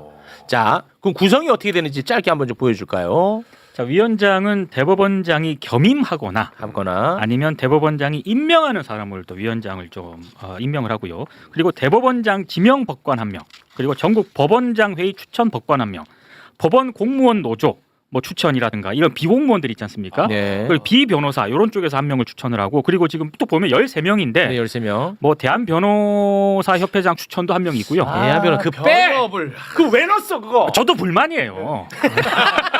이렇게 대응하는 거. 변협이 또 들어가. 그리고 뭐 법학 교수 쪽에서 2명 추천하고 네. 그다음에 각 지방 변호사 회장, 뭐 과반수 추천 변호사 2명 뭐 이렇게 구성이 되는데 좀 다양하게 추천한 측면은 있습니다만, 예, 제가 봤을 때 대한변협은 좀 빼도 되지 않을까. 민변도 네. 있지 않아요? 민변도 있죠 당연히. 근데 민변은 항상 여기서 배제가 됩니다. 자, 여기 그 TF에 우리 김승원 의원님도 들어가 계시고. 그래요? 대한변협 빼셨어야죠.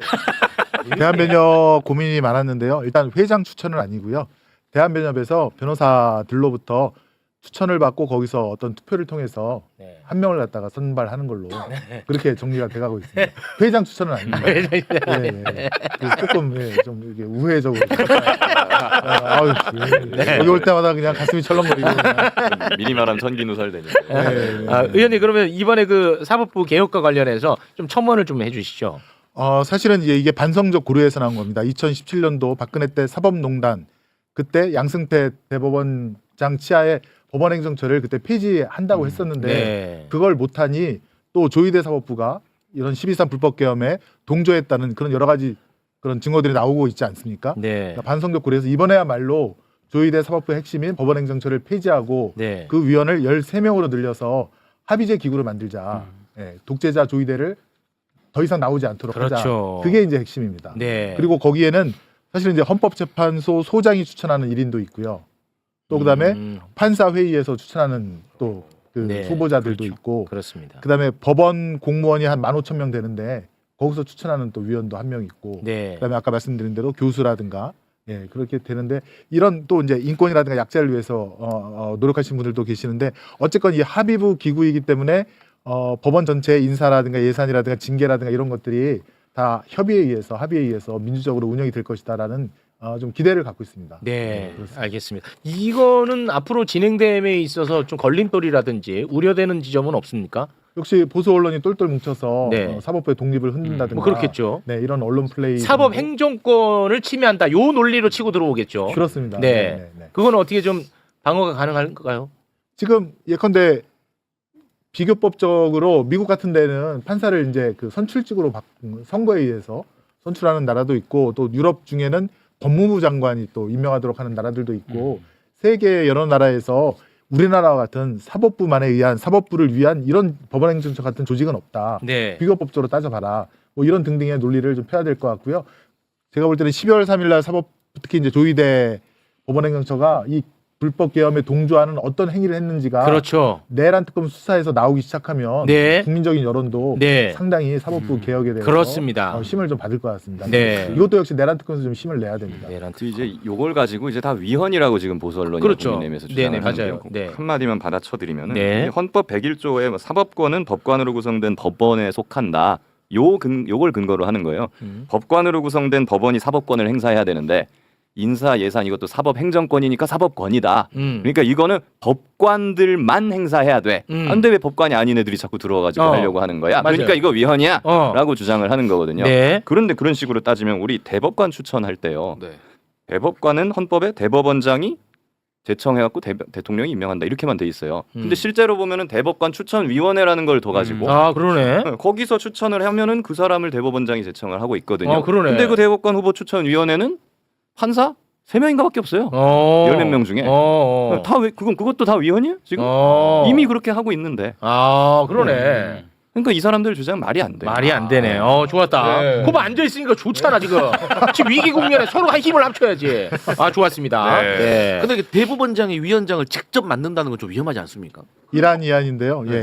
일단은 저희는 그 위원들 중에서 비법관 위원들 중에서 전국 법관 대표자 회의의 추천으로 국회에서 인사청문회를 거친 사람을 대법원장이 임명하는 것으로 그렇게 지금 이제 제도를 설계를 했는데 하도 이제 보수 언론이 공격을 하니까 그러면 대법원장도 위원장직을 맡을 그런 이안을 갖다가 넣긴 했습니다. 근데 그거는 이제 국민의 어떤 여론을 좀 수렴을 해야 될 수렴을 해야겠습니다. 알겠습니다. 두 분 좀 바쁘시겠지만 이 검찰 이슈 하나만 좀 하고 가시면 안 될까요? 네네네. 아 굉장히 끙끙 앓으시네. 검찰 이슈 짧게, 내 진짜 짧게. 알겠죠? 정의기현. 정의기현 TV 구독 안 할 거야? 최욱 형님. 네. 짧게 갑니다. 짧게. 네. 검사들은 외부에서 수사에 대해 살짝만 이야기해도 아주 큰일 나는 것처럼 난리 부르스를 치죠. 그렇죠. 그런데 김건희가 수사에 개입하고 김건희가 검찰 인사에 개입하는 것은 또 봐줄만한가 봅니다. 김건희 맞춤형 검찰 인사에 정황이 있었죠. 예전에도 한번 저희가 다룬 바 있는데 잠깐 한번 또 소개 부탁드립니다. 자, 2024년 5월 2일에 이원석 당시 검찰총장이 그 명품백, 디올백 수수 사건 수사팀 구성을 지시를 합니다. 네. 자, 그리고 이틀 뒤인 5월 4일에 윤석열하고 박성재가 통화를 하고요. 네. 또 5월 12일에 윤석열하고 박성재가 4차례 통화를 합니다. 네. 그리고 그 다음 날인 5월 13일 박성재 법무부 장관 주도로 검찰 고위 인사를 단행을 합니다. 싹 바뀝니다. 이원석의 그 손발을 다 잘라버리죠. 네. 그리고 그 다음 날 5월 14일에 이원석 검찰총장이 네. 7도 동안 침묵하는 네. 소극적 저항을 하게 되죠. 네. 그렇습니다. 그런데 이 일련의 과정이 담긴 내용, 그 찌라시가 당시에 돌았었나 봅니다.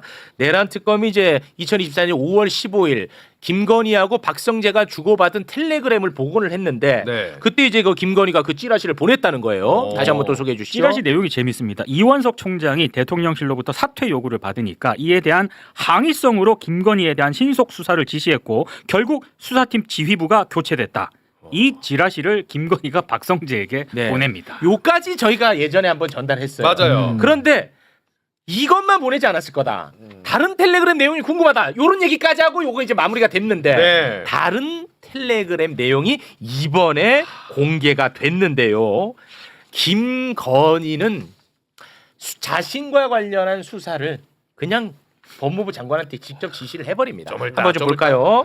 내 수사 어떻게 되고 있나요? 와, 김혜경, 김정숙 여사 수사는 왜 진행이 잘 안 되는 거죠? 와, 이거 뭐 진짜 직접 수사지. 내 거는 빼고 김혜경, 김정숙 수사는 빠르게 가고 이 최악의 수사 지시를 하는 것 같아요. 개인적으로 과연 여사라는 그 존칭을 썼을까 이런 의문은 좀 듭니다.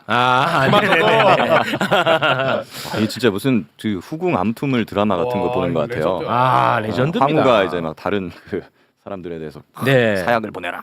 그래서 막 그런데 저 박성재가 김건희하고 텔레그램 나눈 바로 다음 날 5월 16일에 기자가 박성재한테 물어봐요. 이번에 그 검찰 인사 그거 뭐 대통령실에서 한 거 아니에요? 이런 소문이 있던데라고 물어봐. 거기에 대해서 박성재가 발끈하거든요. 네. 그거 지금 보면 웃깁니다. 그거 잠깐 한번 보고 가겠습니다. 이번 검찰 인사 대통령실이 주도했다는 그런 의혹인데 이거 어떻게 생각하십니까? 그건 장관을 너무 무시하시는 말씀 아닙니까? 그렇지. 장관 무시한 거지. 왜냐? 김건희 지시인데 왜 대통령 지시라고 하냐? 대통령실. 김건희가 더 위다. 난 더 위의 지시를 받는 사람이다. 그런 얘기처럼 저에게는 이제 좀 들립니다. 정말 김건희가 V0인 게 진짜. 맞고요. 그렇습니다. 예전에 뭐 그 윤석열 검찰총장 시절 그 집에 초대받아서 갔던 사람들 얘기를 들어보면 윤석열은 부엌에서 일하고 있고 김건희가 앉아서 다 얘기를 하고 그랬다는 거잖아요. 예. 윤석열은 뭐 계란말이 하고 있고 똑같지 않습니까? 나라 운영도 V0가 하고 V1을 시키는 대로 오빠 나가서 빨리 외국 정상이랑 얘기 좀 해봐. 막 그러지 않습니까? 네. 똑같은 짓을 하고 있는데 저 때 어떤 일이 벌어지냐면 서울중앙지검 그러니까 김건희 디올백이라든가 수사를 하려고 했던 송경호를 날리지 않습니까? 네. 날리고 나서 전주지검장 이창수를 거기다가 올려보냈잖아요. 그렇습니다. 이창수가 이제 사실은 윤석열의 대변인 일도 했었고 네. 그런 새로운 찐윤이었는데 바로 3개월 만에 그 우리 최재형 목사님 디올백 네. 그거 무혐의하고 그렇습니다. 그다음에 11월 달에 주가조작 도이치모터스 무혐의하고 무혐의. 반면에 전주지검에는 박영진이라고 또 찐윤 검사를 보내서 정말로 요 말 그대로 김정수 여사에 대한 그 뭐죠? 파리 샤넬 옷 사건이랑 타지마할인가 인도 방문 사건. 모대 총리. 그거는 이제 서울중앙지검이고 그 문재인 대통령에 대한 수사를 엄청 세게 들어갑니다. 그 사위 관련해 가지고 예, 전사위. 네. 그 엄청 세게 들어가는데 그것도 나오지 않으니까. 그렇습니다. 네, 그때도 좀 난리가 났었죠. 네. 얼마나 김건희의 지시에 의해서 그런 검찰의 수뇌부 인사들이 조직적으로 이루어졌는가를 그렇습니다. 알 수 있고 그에 따라서 수사가 그냥 착착 그냥 진행되고 있지 않습니까? 그렇습니다. 근데 이게 이제 그 의미가 있는 게 뭐냐면 박성재가 검찰로부터 명태균 관련 수사 보고도 계속 받았다는 거예요. 그렇죠. 네. 근데 그 받을 때 박성재하고 김건희가 계속 연락을 주고받은 거야. 그러니까 김건희와 관련된 수사 보고를 김건희와 박성재가 서로 교감했다는 건데요. 이게 이제 굉장히 중요한 게 내란 특검은 계엄 선포의 이유 중 하나를 김건희의 사법 리스크 해소라고 의심하고 있어요. 그렇죠. 네, 그게 굉장히 중요한 포인트죠. 그래서 이게 굉장히 중요한 포인트입니다. 그래서 이것과 관련해서 내란 특검이 열심히 지금 수사를 하고 있고요. 그래서 김건희의 휴대전화 관련 뭐 증거가 더 필요해가지고 최혜병 특검, 김건희 특검에 또 압수수색을 한 겁니다. 네네. 자료를 받기 위해. 협조하고 받기 위해서. 자, 그런데 제가 여기서 여러분에게 오디션을 받는 마음으로 제가 작품 하나 써왔거든요. 제 작품 한번 좀 평가를 받고 싶습니다. 제 작품. 자, 다시 한번 그 1년의 과정, 방금 그 5월 14일까지 한번 좀 띄워주시겠습니까? 이렇게 쫙 됐죠, 1년의 과정. 네. 김건희는 2024년 5월 15일에 박성재랑 마무리성 텔레그램 주고받는 듯한 모습 봤죠. 네네. 김건희는 5월 15일까지 사법 리스크와 관련해서 깔끔하게 정리할 필요가 있지 않았을까 하는 저는 의심을 합니다. 자, 왜냐? 당시에 김건희는 디올백, 도이치모터스 사건으로 공개 활동이 전면 중단된 상태였습니다. 그런데 맞아요. 그런데 그 텔레그램을 딱 주고 받습니다. 그리고 나서 바로 다음 날 5월 16일 김건희는 153일 만에 공개 행보를 시작하는데 그날이 무슨 날이냐? 바로 캄보디아와 관련된 행사입니다. 캄보디아 총리 부부를 만나요. 그게 다음 날이구나. 바로 다음 날입니다. 이게 김건희에겐 너무 중요했던 거야. 이날 뭐 했냐? 이날 뭐 했는지가 중요하잖아. 네. 이날 뭐 했냐? 캄보디아 대외 경제 협력 기금 2배로 뻥튀기 한 날이야. 이날이 이날 저의 눈에 확 들어오는 사진 한 장이 또 있었거든요. 자, 사진 좀 띄워주시겠습니까? 자, 저 사람이 통역관입니다.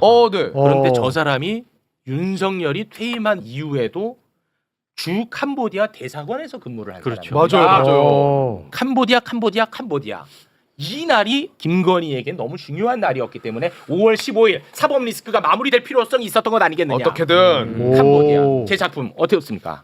저도 캄보디아 열심히 팠던 의원으로서 100% 공감이고 깜짝 놀랐는데요. 아니 캄보디아에 우리나라가 보낸 예산이 엄청 많지 않습니까? 네. 4천억 원. 근데 그 4천억 원을 갖다가 분명히 다 순수하게 보내지 않았을 것이고 분명히 뒷돈을 받았을 것이다. 그 의심을 하고 있고 지금 파고 있고 또 도이치 파이낸셜이 캄보디아 은행을 하나 인수했죠. 네. 그 예산이 집행할 수 있는 통로 길을 열어놓은 거 아닙니까? 네. 서프라이즈인데. 이거를 너무 놀랐습니다. 바로 내란 특검에게 보내야 될 것 같습니다.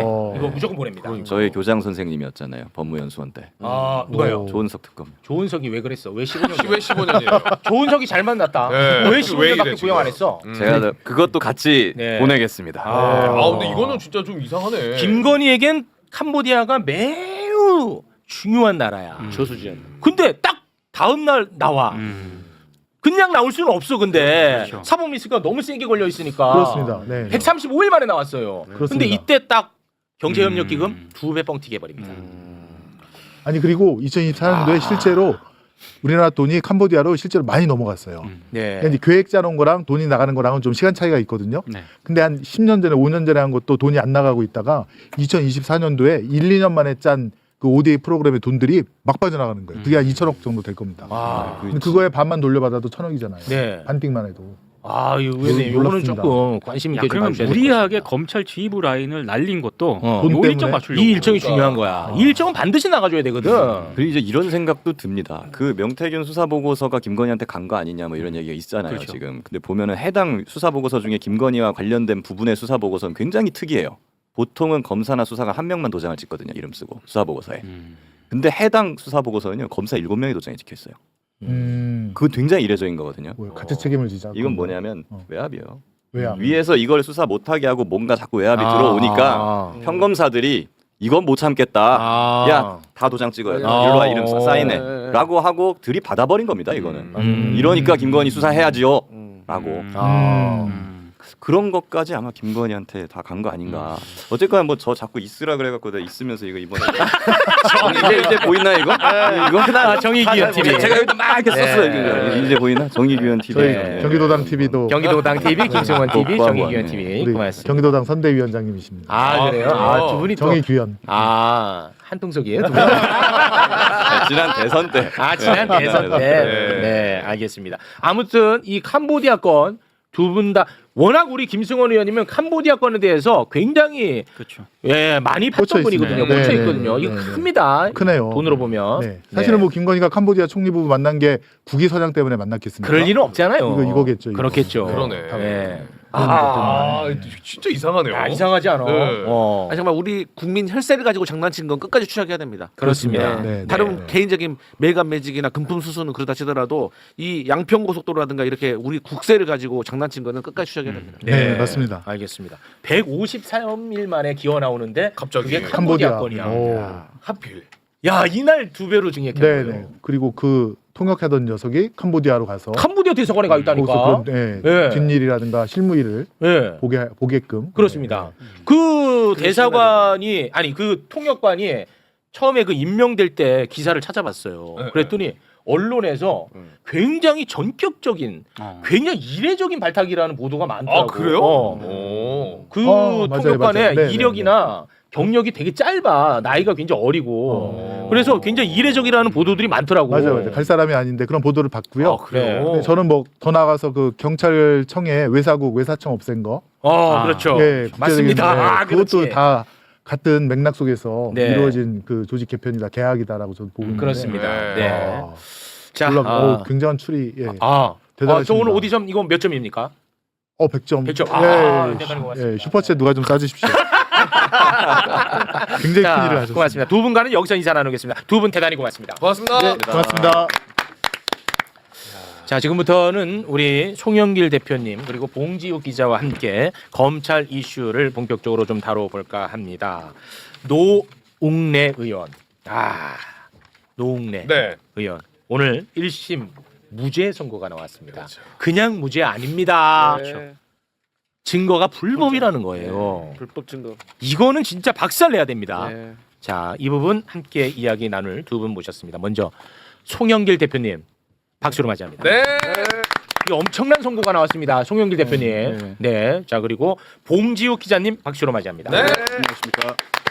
제가 짧게만 정리하도록 하겠습니다. 2020년 노웅래 의원이 태양광 발전 산업에 편의를 제공하는 대가로 사업가 박모 씨로부터 6천만 원을 받은 혐의로 검찰이 기소해서 징역 4년을 구형했습니다. 그런데 오늘 1심 재판부는 무죄를 선고했어요. 검찰이 제출한 휴대전화 전자정보가 별건으로 확보된 위법 수집 증거라고 판단을 해서 증거 능력을 인정하지 않았습니다. 자, 그런데 당시 법무부 장관 한동훈이는요, 그 증거에 대해서는 너무너무 자랑을 많이 합니다. 국회에 나와서 나 검사 생활 많이 한 사람입니다. 하지만 이렇게 반짝반짝 빛나는 증거는 처음 본다고 빼박이라고 난리를 칩니다. 네. 그때 그 자랑스러운 한동훈 장관님의 모습 함께 보겠습니다. 이 사안에서는 노웅래 의원이 청탁을 받고 돈을 받는 현장이 고스란히 녹음되어 있는 녹음 파일이 있습니다. 돈 봉투 부스럭거리는 소리까지도 그대로 녹음되어 있습니다. 아시다시피 저는 지난 20여 년간 중요한 부정부패 수사 다수를 직접 담당해 왔습니다만 부정한 돈을 주고받는 현장이 이렇게까지 생생하게 녹음되어 있는 사건은 저도 본 적이 없습니다. 그 불법이래. 한동훈 씨, 그 불법이래. 이 큰일 났다, 이 한동훈 씨. 자, 그런데 이 노웅래 사건이 시작된 걸 알아야 돼. 다시 한번 설명합니다. 민주당의 이정근이라는 사람이 있습니다. 이정근 아무도 몰라. 너도 모르고 나도 모르고 아무도 몰라. 저런 사람들이나 좀 알겠지. 이정근 아무도 몰라. 나는 알아. 이게 아무도 몰라. 알 필요도 없고. 이정근이라는 사람이 박우식이라고 하는 사업가로부터 10억을 받은 혐의로 이 사람이 입건이 됩니다. 너도 몰라 나도 몰라 아무도 몰라. 그러니까 검찰은 관심 없겠지. 그래서 이 건으로 검찰이 파생 사건을 만들어요. 그 첫 번째 파생 사건이 노웅래 사건이야. 이거 불법 무죄 나왔잖아. 네. 두 번째 파생 상품이 송영길 대표의 돈봉투 사건이야. 여기서 나온 게 돈봉투 사건도 역시 1심 무죄 나왔습니다. 네. 돈봉투 관련해 가지고는 네. 이거 완전히 사기라는 거야. 그러면 자, 이 부분에 대해서 뭐 저보다 훨씬 더 전문적이고 훨씬 더 하실 말씀이 많은 송영길 대표님. 와, 나 이거 보자마자 대표님 생각나 가지고 예, 좀 소개 좀 부탁드립니다. 노웅래 그 의원이 기소된 게 1104일 전입니다. 1104일 동안 심장을 칼날로 후비는 고통을 받았다 이렇게 페이북에 올렸더라고요. 네. 노웅래님 통화를 했는데 이번을 수사한 사람이 김영철 부장검사입니다. 그 유명한 그 장시호와의 부적절한 관계로 한동훈의 오른팔. 한동훈의 오른팔이었기 때문에 법무부 장관이 국회에 나와서 체포 동의안 가결시켜달라고 요청을 할 때 생생한 이야기를 했잖아요. 네. 근데 아시다시피 법무부 장관은 개별 사건을 수사 지휘할 수가 없습니다. 검찰총장을 통해서만 지휘할 수 있는데 어떻게 수사검사가 확보한 이 내용을 생생하게 자기가 수사한 것처럼 국회에서 보고할 수 있단 말입니까? 이것도 이것 자체도 검찰청법 위반일 뿐만 아니라 그래요? 자기들이 입만 열면 무죄 추정의 원칙을 떠드는 자들이 돈봉투 세는 소리를 들었다 이렇게 말했는데 네. 실제로 이 돈봉투 세는 소리가 돈을 그 전달했다는 그 여자분이 박모 씨의 부인 조모 씨인데요. 조규창이라는 분인데 법정에서 대봉투 소리였다 이렇게. 무슨 봉투요? 대봉투를 전달하는 뭐 민원 같은 거 대봉투. 민원 서류 넣는 핸드폰에 그 소리가 나는데 이것을 돈 세는 소리로 이걸 나는 이 녹취록 조작하듯이 조작했다고 봅니다. 둔갑했다고 보시는 거군요. 그리고 그 이제 언론에 나왔던 게 이제 현금 다발이 막 나왔었잖아요. 네. 그거 가지고 국민들이 상당히 안 좋은 맞아. 이미지를 노웅래 의원한테 갖게 됐는데. 그래서 이제 컷오프 됐습니다. 총선 때. 그렇습니다. 그 네. 돈 봉투만 없었어도 아니 예. 돈 다발, 현금 다발. 예. 그게 노웅래 의원 아버님이 돌아가셔가지고 상갓집에서 들어온 부의금과 그 출판 기념회 그 비용을 봉투째 그대로 다 놔뒀답니다. 아직 정산을 하지 않고. 근데 그거를 검사들이 다 봉투에서 돈을 현금을 빼가지고 현금 다발을 만들어서 사진을 찍은 겁니다. 진짜로요? 그렇습니다. 모아가지고요? 다 모아가지고. 봉투 조작이잖아요. 조작이지. 돈 봉투를 다 빼가지고 현금 다발을 만들어서. 그래가지고 그것을 압수수색 대상이 아니었기 때문에 가져가지 못해서 첫날은 다음에 네네. 별도 압수수색 영장을 받아서 현금을 압수했는데 이에 대해서 항고를 해가지고 대법원에서 무효 판결을 받았습니다. 노웅래 의원이.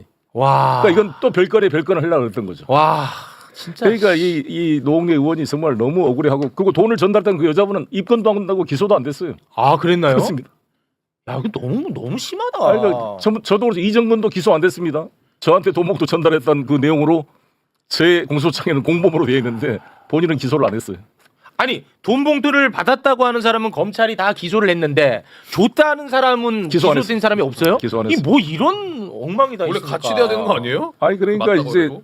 표적이 송영길이니까 여기에 불리한 진술을 계속 유지해라고 기소를 안 해준 거죠. 그리고 이정근은 또 검찰에서 1심에서 3년 구형을 했어요. 그렇죠. 10억 알선 수재죄가 3년 구형이 너무 약하게 어렵잖아요. 구형했죠. 우리 윤관석 의원은 돈봉투 했다고 5년 구형을 했고 저는 9년 구형을 했습니다. 9년 구형 받으셨어요? 저는 9년 구형했어요. 한덕수랑 6년 차이밖에 안 나시네. 안덕수가 나와. 와, 너무 아니 근데 이정근은 10억 알선 수재죄, 우리는 정치자금의 돈봉투 이거를 9년 구형한 사람들이 3년 구형을 하니까 판사님이 화가 났어요. 그래서 4년 6개월 실형 선고를 했어요. 올려서. 오히려. 와. 아니 그러면은 이 노웅래 관련해서 사건 담당자는 김영철 검사고 저도 그 친구. 우리 송영길 대표님도 김영철이에요. 김영철입니다.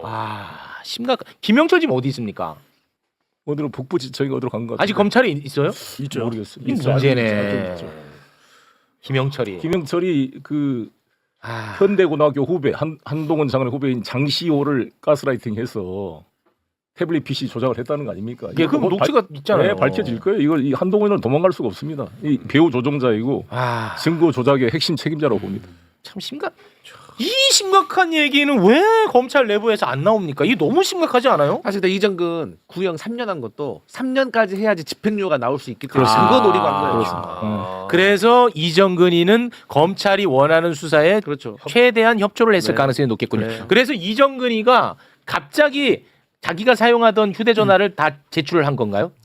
그렇죠. 그 제출한 경위, 그러니까 2023년 10월 7일 날 밤 10시인가 갑자기 마음이 변경해서 휴대폰 3개를 자기 설해마을 뒤에 가서 돌로 깨서 버렸다고 눈물로 이렇게 진술했던 분이 갑자기 바뀌어서 이미 제출하겠습니다. 바뀌었는데 그 경위를 영상으로 찍어놓은 것, 그 수사 그 피신 조서 받을 때 그걸 제출하랬더니 그게 없어요. 검찰이. 아, 심경의 변화가 있었던 그 장면. 그렇죠. 그걸 우리가 봐야 될 거 아닙니까? 그렇지. 왜 무슨 이유로? 아, 그게 없어요? 없어요. 검찰이 제출 않고 있습니다. 당시의 법무부 장관은 한동훈이었나요? 그렇습니다.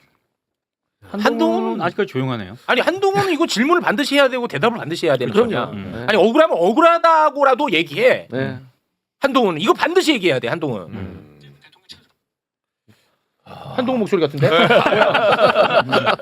한동훈 페이스북 들어가면 다른 얘기만 지금 하고 있네요. 입장 없습니다. 아직도 항소포기 영상 올리고 있는데요? 이 사람아. 야. 지금 이거 오늘 건 나왔잖아. 본인이 가장 아꼈던 사건이잖아. 와, 근데 저는 심각하네. 이 사건을 저도 좀 잘 알거든요. 근데 왜냐면 이 폐기물 업자 박우식 씨입니다. 박 씨. 그러니까 이정근한테 돈을 줬다는 업자 박우식 씨인데 오늘 판결로 해서 바로 법정 구속이 됐어요. 박우식? 예, 돈을 준 분은 예, 됐는데 이분과 제가 통화를 몇 번 한 적 있어요. 그 도대체 어떻게 된 거냐 이게 노웅래 의원 건도 그렇고 여러 가지 특히 그 이정근 녹음 파일 같은 거 어떻게 된 거냐. 사실은 이정근 녹음 파일 같은 거는 검찰청에 있지 그 세상에 나오기 힘들거든요. 네. 근데 이게 JTBC에서 당시 보도가 됐어요. 이정근 녹음 파일이. 네. 맞아요. 언론사 입장에서는 어떻게든 그걸 입수해서 보도한 건 잘못은 아니죠. 네, 그렇죠. 근데 그거를 검찰이 특정 목적을 가지고 언론사에 만약에 흘렸다면 네. 그 문제가 있는 거죠. 네. 나중에 그게 결국에는 송영길 대표 재판에서 판사가 이정근 녹음 파일에 대해서 위법 수집 증거라고 해서 무효화시켜 버렸거든요. 네. 그것 때문에 이것도 좀 오늘 무효 나온 거예요. 어. 이것도 왜냐하면 이것도 지금 박우식 씨의 부인 전화에서 나온 여러 가지 증거들 녹음 파일이나 이런 것들을 전부 다 위법 수집 증거라고 본 건데 네. 가장 큰 문제는 뭐냐면 우리가 어떤 판사를 만나느냐에 따라서 저의 선고 형량이 달라진다는 거예요. 무죄가 될 수도 있고 유죄가 될 수도 있는 게 참 문제야. 송영길 대표님 처음에 그 위법 수집 증거 이정근 녹음 파일 그 위법이라고 하신 분이 허경무 부장판사 맞죠? 네, 네. 허경무 부장판사가 저희 언론인 수사할 때 뉴스타파 담당한 판사였습니다. 아. 그래갖고 검찰의 공소장 76쪽이 40쪽으로 줄어들죠. 엄청나게 혼을 내죠 검사들을. 네, 검사들을 니네 이거 대놓고 이거 나한테 선입견 주려고 이렇게 한 거 아니야. 네. 3번 공소장을 변경하게 만들어요. 그래갖고 저희는 이런 판사라면 믿고 재판을 봐도 되겠다 했는데 바뀌어 버렸어요. 아, 바뀌었어요? 법원은 인사가 있잖아요. 정기 인사에서 이분은 계속 하고 싶었을 것 같은데 바뀌었어요 다른 분으로. 또 여기 좀 우리 노웅래 의원님을 위해서 하는 말씀만 더 드리면 아마 이 시청자 여러분께서는 그때 돈 줬다는 게 다 뉴스에 나왔지 않았어 그랬는데 그 여자분이 책갈피 여기다 무슨 쇼핑 같은 데다 1,000만 원을 두고 그냥 가버렸대요. 그거를 노웅래 의원님이 보는 순간 바로 퀵 서비스를 가지고 돌려줬어요. 퀵 서비스. 근데 재판장에서 퀵 서비스 했던 영수증 그게 주문 그 근거 자료가 나온 겁니다. 바로 돌려줬다는 게. 그래도 그게 인정이 안 된 거죠. 그래서.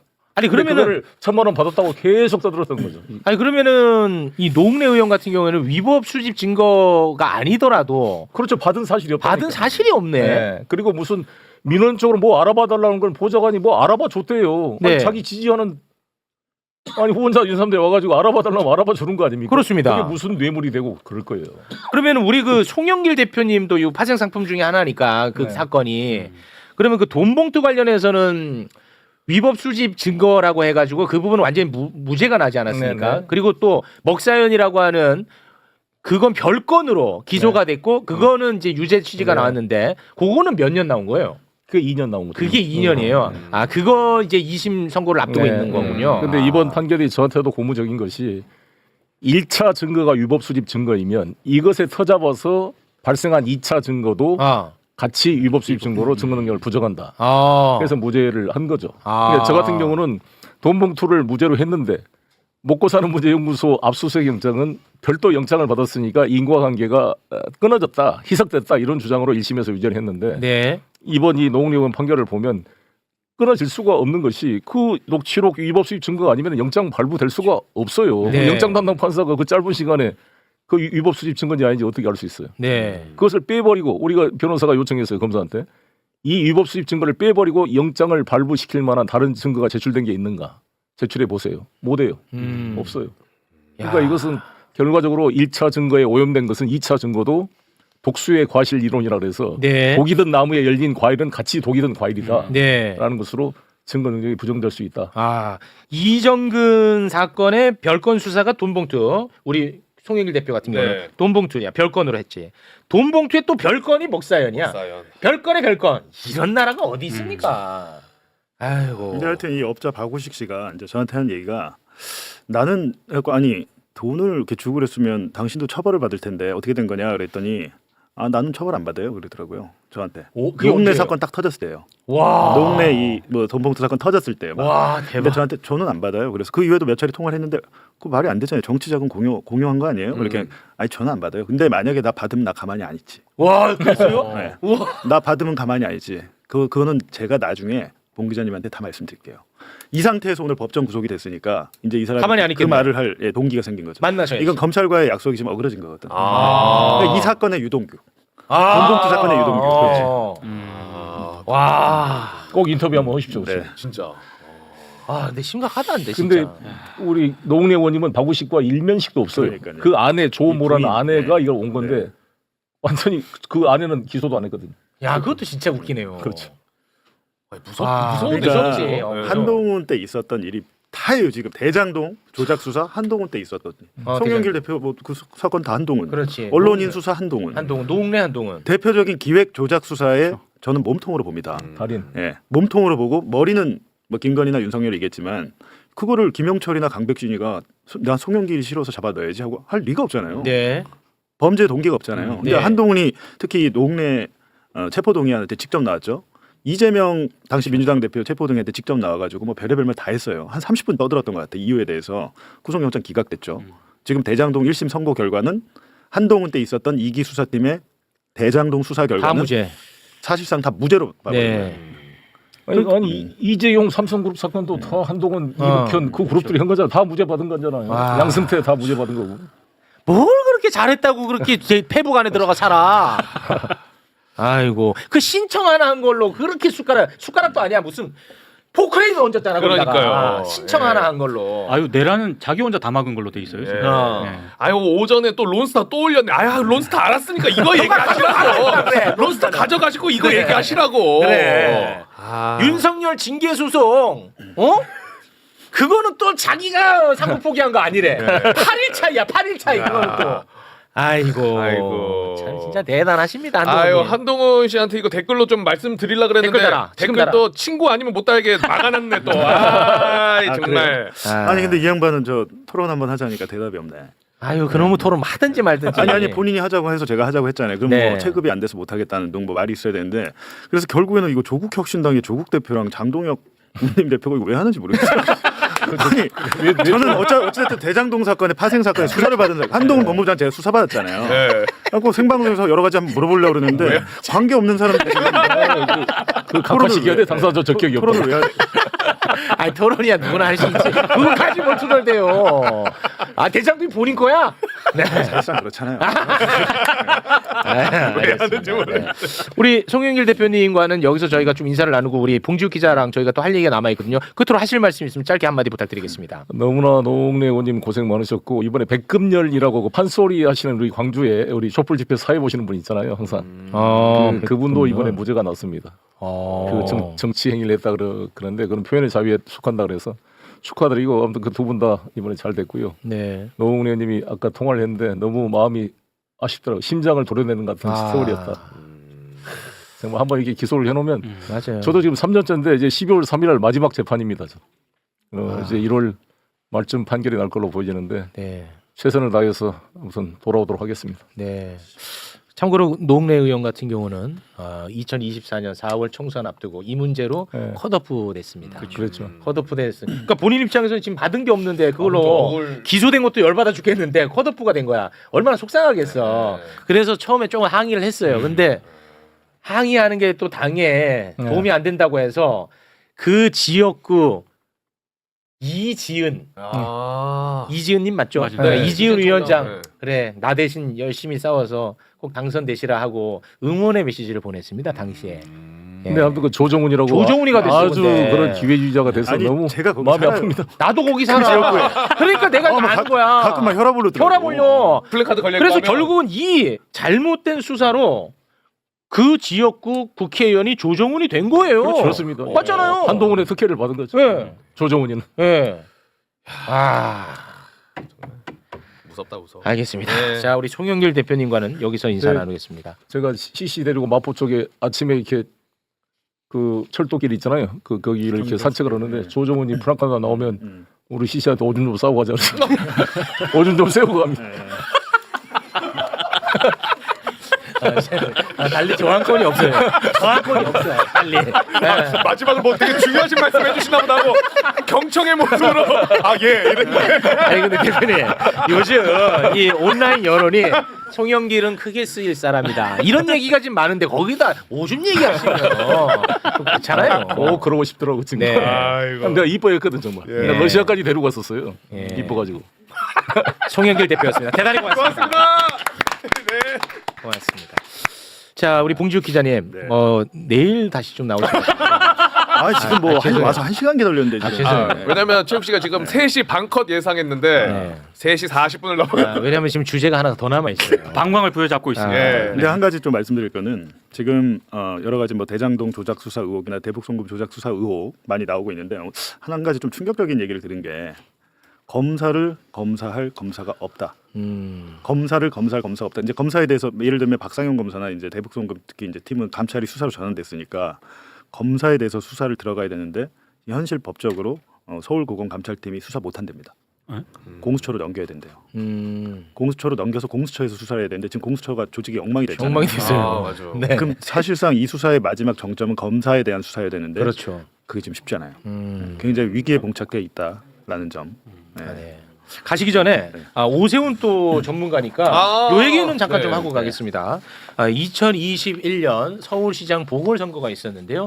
보궐선거 당시에 오세훈이가 명태균에게 여론조사를 13차례 제공을 받고 그 비용을 김한정 씨가 3,300만 원을 대납했다는 의혹입니다. 네.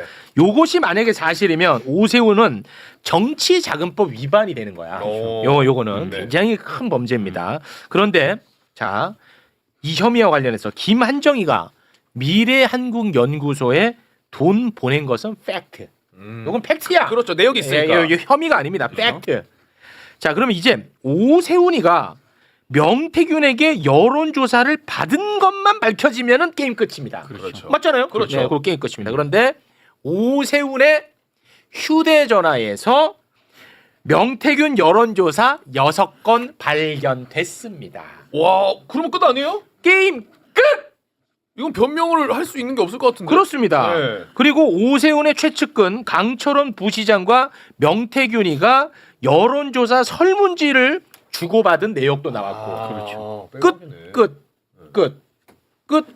다 끝이죠. 네. 자, 그리고 이걸 더 보강할 만한 정황들도 많습니다. 오세훈이가 김한정에게 대납을 부탁한 날짜가 특정이 됐어요. 네. 명태균의 특검 진술 다시 한번 보겠습니다. 자, 1월 22일 오세훈이 전화로 나경원 이기는 조사가 필요하다. 정치자금법 때문에 김한정 씨에게 2천만 원 빌리러 간다. 이런 취지로 자기에게 얘기를 했다는 겁니다. 그렇습니다. 1월 22일. 1월 20일 특정됐지. 네. 근데 이날 오세훈이 김한정과 만났다는 사실이 밝혀지면 게임 끝이지. 그렇죠. 그렇죠. 네. 끝 4번 끝납니다. 빌리러 간다고 했으니까. 네, 빌리러 간다고 했으니까 네. 특정이 됐잖아, 날짜가. 네. 근데 이 날짜에 오세훈하고 김한정이 만난 것만 사실로 밝혀지면 게임 끝이지. 네. 그런데 이날 김한정이 오세훈 자택 근처 음식점에서 카드 결제한 내역 확인. 끝. 그렇죠. 확인됐잖아. 네. 됐잖아. 그리고 카드 결제 직후 강철원, 그러니까 오세훈의 최측근이죠. 오케이. 강철원 부시장이 명태균에게 보낸 카톡이 또 있습니다. 여론조사와 관련해서 필요한 게 있으시면 저한테 말씀하시면 됩니다. 돈 문제 해결하고 이제 이것도 1월 20일 같은 날이네. 같은 날이야. 왜냐하면 자, 돈 문제 해결된 거 아니야. 만약에 해결됐다면 끝난 거 아니야. 자, 그러면 이제 진행합시다가 되는 그렇죠. 거 아니야. 자연스럽잖아.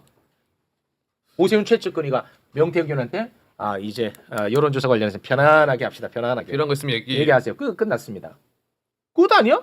아니 더 뭐가 조사가 그러네. 뭐가 더 필요하죠? 깔끔하네. 사실 뭐 저 전후로 카톡 내용은 공개가 안 됐지만 전후로 하죠. 최욱 앵커가 얘기한 그런 얘기가 다 오고 가지 않았을까? 자, 돈 문제 다 해결됐고요. 네. 필요한 거 이제 저한테 얘기하시면 네. 됩니다. 뭐 그런 식으로 충분히 얘기가 됐겠죠. 아니, 뭐가 더 필요한데 이제? 일단은 뭐 작년 11월에 제가 뉴스타파에서 보도한 대로 다 그대로 나온 거예요. 맞아. 그러니까 하나 더 새롭게 나온 게 그 여론조사 6건이 오세훈 시장의 폰에서 나왔다는 휴대전화에서 건데 나온 거. 대박이지. 이것도 되게 웃긴 거예요. 대박이잖아. 오세훈 시장 본인이 변호사잖아요. 네. 변호사인데 아무리 우병우라도 자기 사건 되면 당황합니다. 어. 휴대전화 6대를 자기가 냈다고 자랑을 했어요. 어. 나 없어요. 뭐 당했어. 어. 나 다 냈어. 난 떳떳하니까. 안 나올 것 같죠. 포렌식 하면 다 나와요. 지운 것도. 다 나와. 특히 카톡. 아, 네, 텔레그램은 지우면 잘 안 나와요. 아. 카카오톡은 많이 나옵니다. 그 옛날에 봤던 무슨 야동 같은 거 다 나와요. 조심하셔야 돼요. 아, 왜 그게 나는 예측 영상이 나온 게 아니라 영상이 컷 썸네일로 해가지고 나오더라고요. 굉장히 긴장하시는데. 네. 썸네일 보고 다운받았다. 하여간 근데 본인은 네. 생각지도 못하게 거기 6건이 왜냐하면 자기가 이제 카카오톡을 받았으면 다운로드 눌렀을 거 아니에요. 네. 그 파일들이 예를 들면 원본 파일이 있는지 모르겠어요. PDF가 이제 여론조사가 PDF 파일인데 PDF 파일로 있을 수도 있고 여론조사 표지가 썸네일로 이렇게 나올 수도 있어요. 포렌식을 하면 맨 앞장만. 근데 본인도 생각지 못해 그게 다 나와버린 거죠. 근데 그러니까 뭐라고 합니까? 카톡 안 카톡 본다. 잘 안 본다고. 이런 변명이 그거예요? 변명이 그거야. 나 카톡 잘 안 보는데. 오세훈 씨 핸드폰에 6건 있네요, 이거. 네, 저 카톡 안 여기서 보거든? 제일 중요한 거는 오세훈이 여기까지만 보면 유리할 수 있어요. 법정 가면 아니 그래서 그걸 가지고 뭐 받았네 안 받네 끝까지 오리발 내밀면 오세훈이 유리할 수도 있는데 한 가지 중요한 건 뭐냐면 오세훈이 주장한 게 뭐냐면 13건 여론조사 중 대부분이 조작이 됐다 그랬잖아요. 뭐 쓸모없는 거라 그랬는데 실질적으로 당시 오세훈 캠프에서 미래항공연구소 여론조사를 가지고 캠페인 홍보를 한 게 있어요. 있어요. 그건 보도가 다 됐어요. 네. 써먹었죠. 당시에 오세훈의 목표는 딱 처음에는 나경원을 제끼는 거였어요. 나경원과의 경선 후 그 경쟁에서 이기는 거였는데 네. 당시 명태균의 여론조사가 교형이 있었던 게 이게 공표든 비공표든 상관이 없이 비공표 명태균이 그때 누구랑 붙어 있었습니까? 김종인 위원장이랑 붙어 있었어요. 김종인이 사실상 제일 실세였단 말이에요. 그럼 김종인 입장에 전에 한번 보시면 이준석이 그 명태균한테 뭐라고 합니까? 그 김영선 공천하고 싶으면 이기는 여론조사를 가져와라. 가져오세요. 네. 같은 겁니다 이게. 당 내부용으로 쓰기 위해서 그렇지. 이기는 여론조사를 가져오라고. 그렇지. 그러니까 초반에 그 비공표 여론조사 수치를 조작하고 이런 게 오세훈이 앞선다는 거를 나경원을 제껴야 되니까 그렇지. 그 용도로 쓴 거예요. 그렇지. 그 용도로. 그리고 그 뒤에서 설문조사 내용이 오가고 한 거는 오세훈 입장에서 이제 자기 후보 됐어요. 근데 안철수가 또 만만치 않아. 안철수와 단일화를 해야 되는. 맞아. 그게 정말 컸어요. 거기에 명태균 씨가 도움을 많이 줬어요, 실제로. 설문지를 짜는 게 중요하거든요. 그렇지. 그거는. 근데 실질적으로 설문지를 짜서 문항을 뭘 넣고 뭐 보기를 순서를 뭘 하고 이거를 명 씨의 어드바이스대로 해가지고 오세훈이 이깁니다, 안철수를. 그 두 가지를 도움을 받은 거죠. 그러니까 실질적으로 이게 선거에 영향을 미쳤구나. 이게 재판에서 입증이 돼야 되는 거죠. 근데 제가 걱정한 건 뭐냐면 창원지검이 수사를 대충 해놓은 거를 지금 특검이 급하게 지금 마무리를 해서 기소를 했다가 내년 6월 지방선거 전에 오세훈이 지금 자기는 그거 기대하고 있는 거. 만약에 1심 무죄 나오면 오세훈 당선이에요. 근데 그게 만만치 않을 것 같은 게 이희재라고 나경원이 최근에 지금 뭐 합니까? 지방선거 국민의힘 당원 비중 그 70%로 하자. 네. 다 생각이 있는 겁니다 이게. 나 이번에는 이거 못 넘겨. 내가 할 거야 이거거든요. 제가 보기에는 지금 국민의힘 장동혁 대표 체제에서는 오세훈 공천 못 받을 확률이 높죠.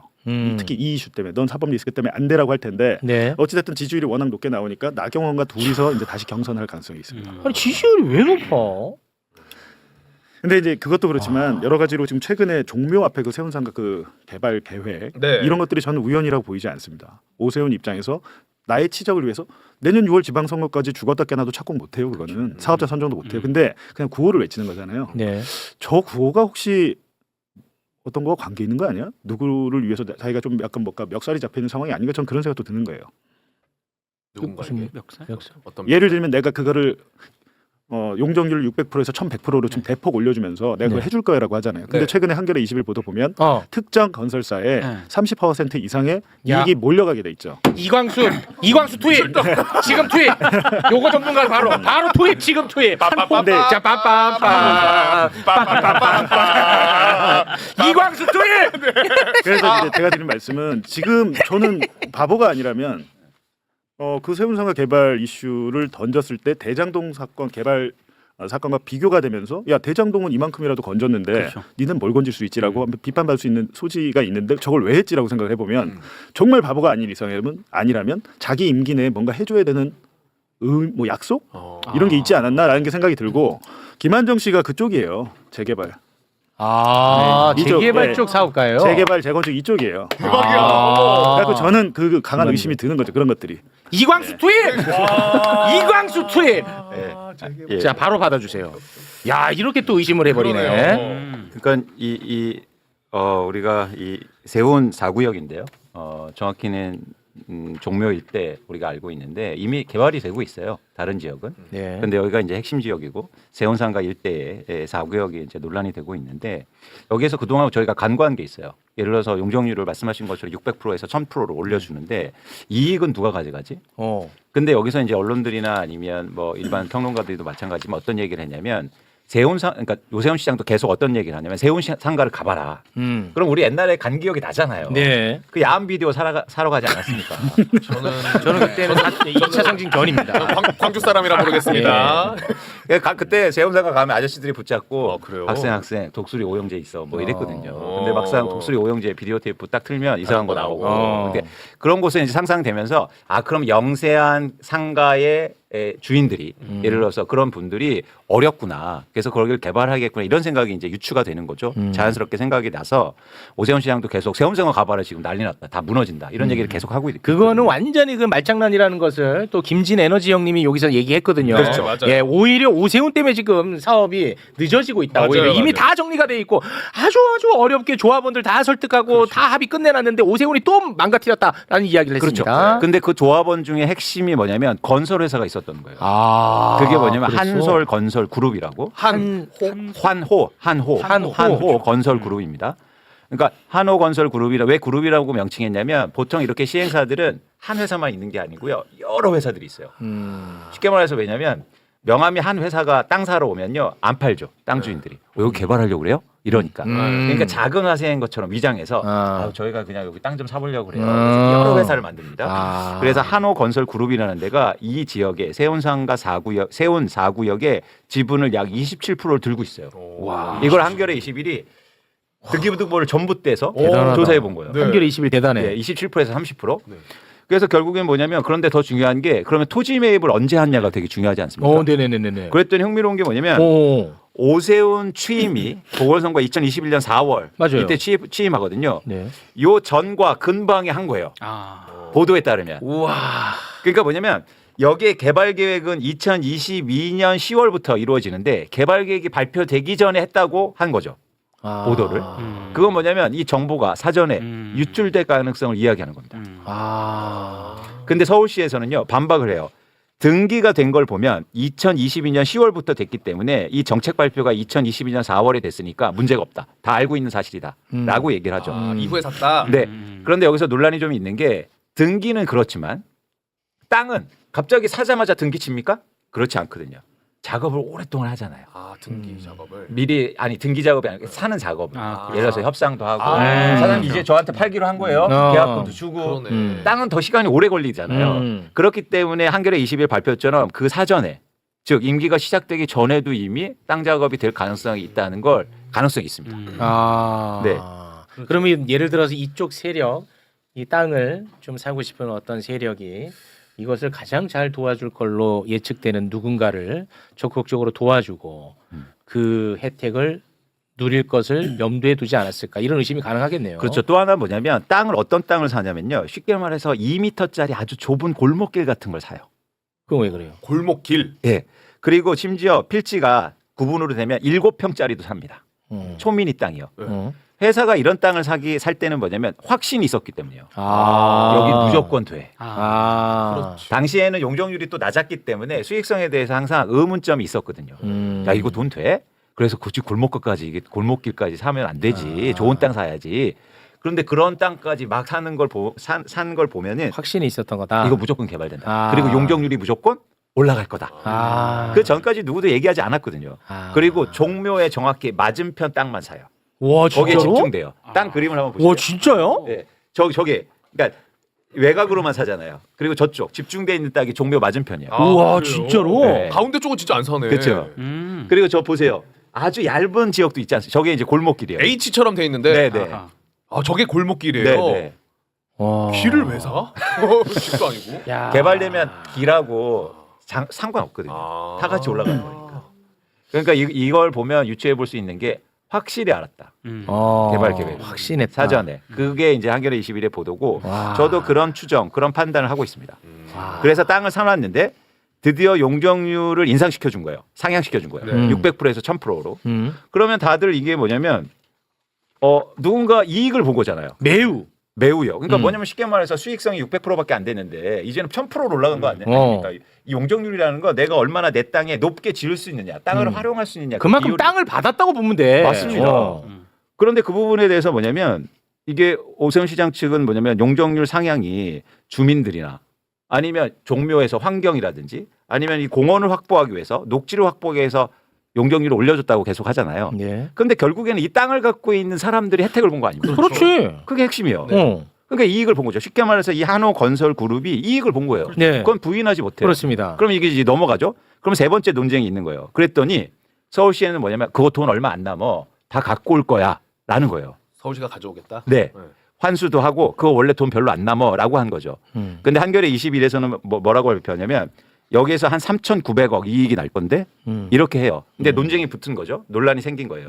근데 이거는 어떤 과정의 사실 접근법이냐면 예를 들어서 이런 거죠. 재건축을 하면 내가 지금 10억짜리를 아파트를 샀어요. 그러면 재건축을 하면 나중에 30억 원이 될 거 아닙니까? 그렇죠. 이 차액이 그럼 20억 생기는 거잖아요. 그렇죠. 그러면 한겨레 21에서는 야 20억 생긴 거 아니야? 라고 얘기하는 거예요. 근데 서울시에서는 거기에서 예를 들어서 비용이라든가 뭐 세금이라든가 어쨌든 그런 것들을 전부 다 가중해서 심지어 110억 원밖에 이익이 안 날 거야 이렇게 발표한 겁니다. 그 구체적인 거는 발표는 안 했는데. 그래서 여기에서 이제 논란이 있는데 그래서 제가 조사를 해봤어요. 다른 지역이 지금 개발되고 있다는 거죠. 뭐냐면 보시면 세원 지역에 지금 한호건설 그룹의 로스타라는 회사가 있습니다. 여기에서 지금 세운 6-3-4 구역에 재개발 사업을 하고 있는데요. 여기 공사가 진행 중이에요. 그런데 여기에 분양 수익률이 37%예요. 엄청나게 돈을 벌고 있다는 거예요. 그러면 당연히 이 지역은 용적률이 900% 정도밖에 안 되거든요. 그러면 1000%로 된 지역은 수익이 더 훨씬 높겠지. 그래서 당연히 3천억 원 정도의 거대한 이익이 생길 수밖에 없는 겁니다. 제가 볼 때. 그래서 그런 차원에서는 이익이 당연히 그러니까 쉽게 말해서 종묘를 희생해서 얻는 이익이 건설회사한테 간다는 얘기예요. 그렇지. 그렇죠. 엄청난 이익. 그 엄청난 이익이 갈 거를 이 건설회사는 어떻게 알았느냐. 그렇죠. 그렇습니다. 아니, 지금 이게 뭐냐면 한동훈이나 국민의힘이 뭐라고 합니까? 대장동에서 대장동 땅 원주민들에게 돌아가야 될 그 이익금을 업자들한테 몰아줬다는 게 이 사람들의 주장이잖아요. 맞습니다. 그 주장대로 하면 이 한호건설한테 돈을 몰아주잖아요. 똑같은 얘기. 그렇습니다. 이거 똑같이 근데 저는 분노해야 돼. 근데 이것도 지금 한겨레 21 기사는 굉장히 보수적으로 계산한 것 같아요. 아. 이게 개발이익이라는 것은 처음에는 토지 주인들한테 매입을 해가지고 토지를 정리하는 그 지주 사업이 있어요. 그러니까 땅을 정리하는 거예요. 일단. 그다음에 올리잖아요. 네네. 그 개발이익은 나중에 생각해봐야 돼요. 결과적으로 보면 대장동처럼 어마어마하게 몇 조가 될 수도 있어요. 그렇겠지. 부산 LCT가 분양가 4조였다고 합니다. 4조 5천억. 근데 개발 부담금 얼마 낸지 아세요? 지금도 소송하고 있어요. 그거 안 내겠다고. 334억이에요. 개발 부담금이 4조 5천억 분양에 민간 개발 한동훈식으로 하면은 부산 LCT 그 방식으로 하라고 대장동 왜 그렇게 안 했어라는 거잖아요. 개발 부담금 334억 안 내려고 지금 소송하고 있는데 그 업체에서는 우리 56억만 낼게요. 와, 진짜. 이것 때문에 지금 법정에서 싸움을 하고 있는데 그럼 그렇게 개발하자는 겁니다. 그리고 오세훈은 결정적으로 왜 말을 못하냐면 거기서 녹지를 조성해서 그거는 뭐 나쁜 건 아니에요. 종묘에서부터 충무로까지 쭉 이어가지고 녹지 그 길을 만들겠다는 건데 그거는 당연한 거예요. 당연히 개발 사업을 하면 뭐 여러 가지 뭐 학교도 짓고 뭐 다 하잖아요. 공원을 만들고 그건 당연한 거고 그러면 대장동의 사례처럼 현금으로 뭐 1,822억이랄지 확정이익을 가져올 수 있느냐? 못하죠. 어느 업자도 그렇게 안 하죠. 그렇지. 확정이익 달라면 내가 미쳐서 그걸 왜? 라고 하는 겁니다. 대장동 사업과 이 지금 오세훈이 하려고 했던 걸 정확하게 비교해 보면 대장동 개발 사업이 정말 잘된 사업이다. 다시 하기 어려운 사업이다. 그걸 알 수 있죠. 그렇지. 진짜로 보세요. 오세훈이 이 사업을 통해 가지고 서울 시민이 가져갈 수 있는 게 녹지 외에 뭐가 있죠?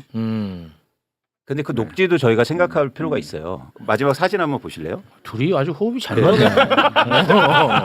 치고받고 잘 그러니까 맞네. 저 녹지가 과연 시민들을 위한 걸까? 저거 보세요. 저 녹지가 생기면 저거는 건물 뷰야. 건물 뷰. 그렇죠. 그리고 건물을 이용하는 사람들이 가장 큰 혜택을 보는 거 아닙니까? 사유화되는 거야. 어떻게 보면. 맞습니다. 그래서 사실은 대도시의 공원은요. 건물을 같이 끼고 있는 대공원 없어요. 뉴욕 가보셨어요? 센트럴파크 중간에 건물이 있어요? 뭐가 있습니까? 박물관이 있죠. 그러니까 그런 공공시설이 있는 거지 사유화된 건물이 공원 안에 있다? 그럼 그 공원은 그냥 그 건물 주인 겁니다. 공공자산이 그런 민간에게 그냥 이 뭐야?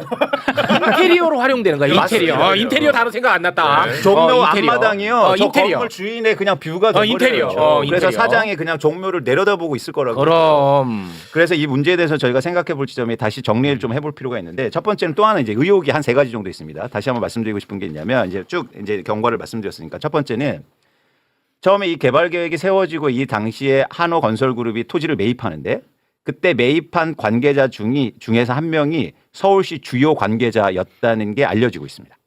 서울시 주요. 그만두고 서울시에서 주요 관계자였는데 그러니까 공무원이었는데 그만두고 한호건설그룹에 입사해요. 냄새가 너무 많이 나는 거 그렇죠. 아니야? 그러면서 토지를 매입했어요. 매집했다는 거죠. 그와 동시에 네, 나온 거. 그래서 계속 뭐라고 얘기하냐면, 그러니까 보도에 의하면, 내가 다 알아 개발될 거 이렇게 했다는 거예요. 그 서울시에 있었던 사람이 네. 한호 들어가서. 근데 주요 관계자입니다. 오. 두 번째는요. 오세훈과의 관계성은 입증된 건 없고. 네. 두 번째가 이제 중요한데 아주 흥미로운 지점인데 이 한호건설그룹의 이 세운지구 관련 대규모 개발 사업을 진두지휘하는 사람이 신모 대표라는 사람인데 신모 대표가 언론을 인터뷰하고 개발 계획을 세우지 않습니까? 여기에서 아까처럼 막 30% 이익을 내고 있는 회사예요. 네. 대표예요. 근데 이 회사의 개발 계획과 오세훈 시장의 개발 계획이 굉장히 유사해요. 아 그래? 네. 굉장히요. 와. 그러니까 마치 한호건설그룹이 계획을 세우면 그게 서울시에서 마치 받는 것 모양새. 와. 예. 이게 이제 의혹의 또 한 가지고요. 와 대박이네. 근데 또 하나 이제 전 짚고 싶은 게 뭐냐면 보통 일대의 땅을 이렇게 개발하면 회사도 매입하지만 이 신모 대표의 일가들의 땅도 있을 가능성이 굉장히 높습니다. 그치 알고 있으니까 정보를. 그러니까 우리가 회사가 매입하면 이거는 우리가 검토가 가능해요. 회사가 법인세도 내야 되고 그래야 되니까. 근데 개인이 갖고 있는 땅은 저희가 파악이 안 되잖아요. 근데 제가 볼 때 유력해요. 개인들이 땅을 갖고 있어요. 그러니까 이거 3가지를 볼 때는 와. 연관성이 있을 가능성이 있다. 개인적 측면에서도. 야, 이거 뭐 간단한 문제가 아니네. 근데 종묘의 가치를 근데 훼손하는 문제가 제가 아닌데. 말씀드렸지만 이게 내년 6월에 당장 지방선거인데 이거 이렇게 발표하잖아요. 이게 집가에 반영이 되잖아요. 네. 모세훈 시장 본인 말로 이 지주 작업 땅을 사들이는 데만 1조 5천억이 들어서 서울시 돈 안 쓰고요. 민간 자본으로 하려고 합니다. 이렇게 얘기한 거예요. 근데 이거를 이렇게 발표를 해버리면은 그 돈보다 훨씬 더 많이 들 가능성이 있겠죠. 그러니까 그 한호건설이라는 데는 땅을 한 30% 샀으니까 그 토지 작업을 할 때 자기들이 30%만큼 돈을 받을 거 아니에요. 그 용적률이 2배가 됐으니까 2배만큼 땅이 뛸 거 아닙니까? 네. 상식적으로 보면. 네네네. 그것도 근데 제가 좀 이상하게 보이는 부분은 뭐냐면 60%의 땅을 SH공사가 사들였다고 하는데 SH공사가 그러면 거기서 제일 많은 지분을 갖고 있는데 이거를 대장동처럼 뭐 민관 합동 개발이랄지 이렇게 한 게 아니고 민간 SH가 땅을 갖고 있는데 민간에 개발을 시키겠다? 그리고 SH는 뭐 건축비의 4%? 제가 서울시 의원들한테 물어보니까 오세훈이 이 개발 계획에 대해서 구체적인 내용을 서울시 의원들한테도 안 가르쳐줘요. 개발 계획에 대해서 정확한 내용을 모른 채 지금 발표부터 한 거예요. 그러니까 제가 그 말씀을 의심하는 거예요. 그래서 발표를 이렇게 함으로 인해서 이 토지주들한테 가는 이익이 얼마겠느냐. 선거용 아니냐 이거. 그리고 본인과 어떤 유착이 있다면 내가 이걸 할 수밖에 없는 상황이 아니냐. 이렇게 의심할 수밖에 없는 거죠. 그렇죠. 이거는 간단한 문제 아니에요. 김한정 씨가 또 재개발 쪽 일하는 사람이에요. 그러니까 저는 이제 그런 것들을 뭐 총체적으로 한번 봐야 되는데 그 대표님 말씀하셨듯이 전수조사합니다. 예전에 LH 직원들 사전 개발 정보로 땅 투기했잖아요. 네. 신도시 앞에. 네. 그때 전수조사해갖고 다 잡아냈어요. 지금 이거 감사원 감사는 해가지고 조사해보면 됩니다. 이거 전수조사해서 공무원들 현직 전직 그리고 이 사람들과 관계된 사람들 찾아내면 되죠. 그때 그 LH 사태 때문에 오세훈이 당선된 거거든요. 그렇죠. 이거는 역사의 역설이야. 이거는 맞죠. 이번에는 중요합니다. 이것 때문에 오세훈이 낙선해야 돼. 반드시요. 아.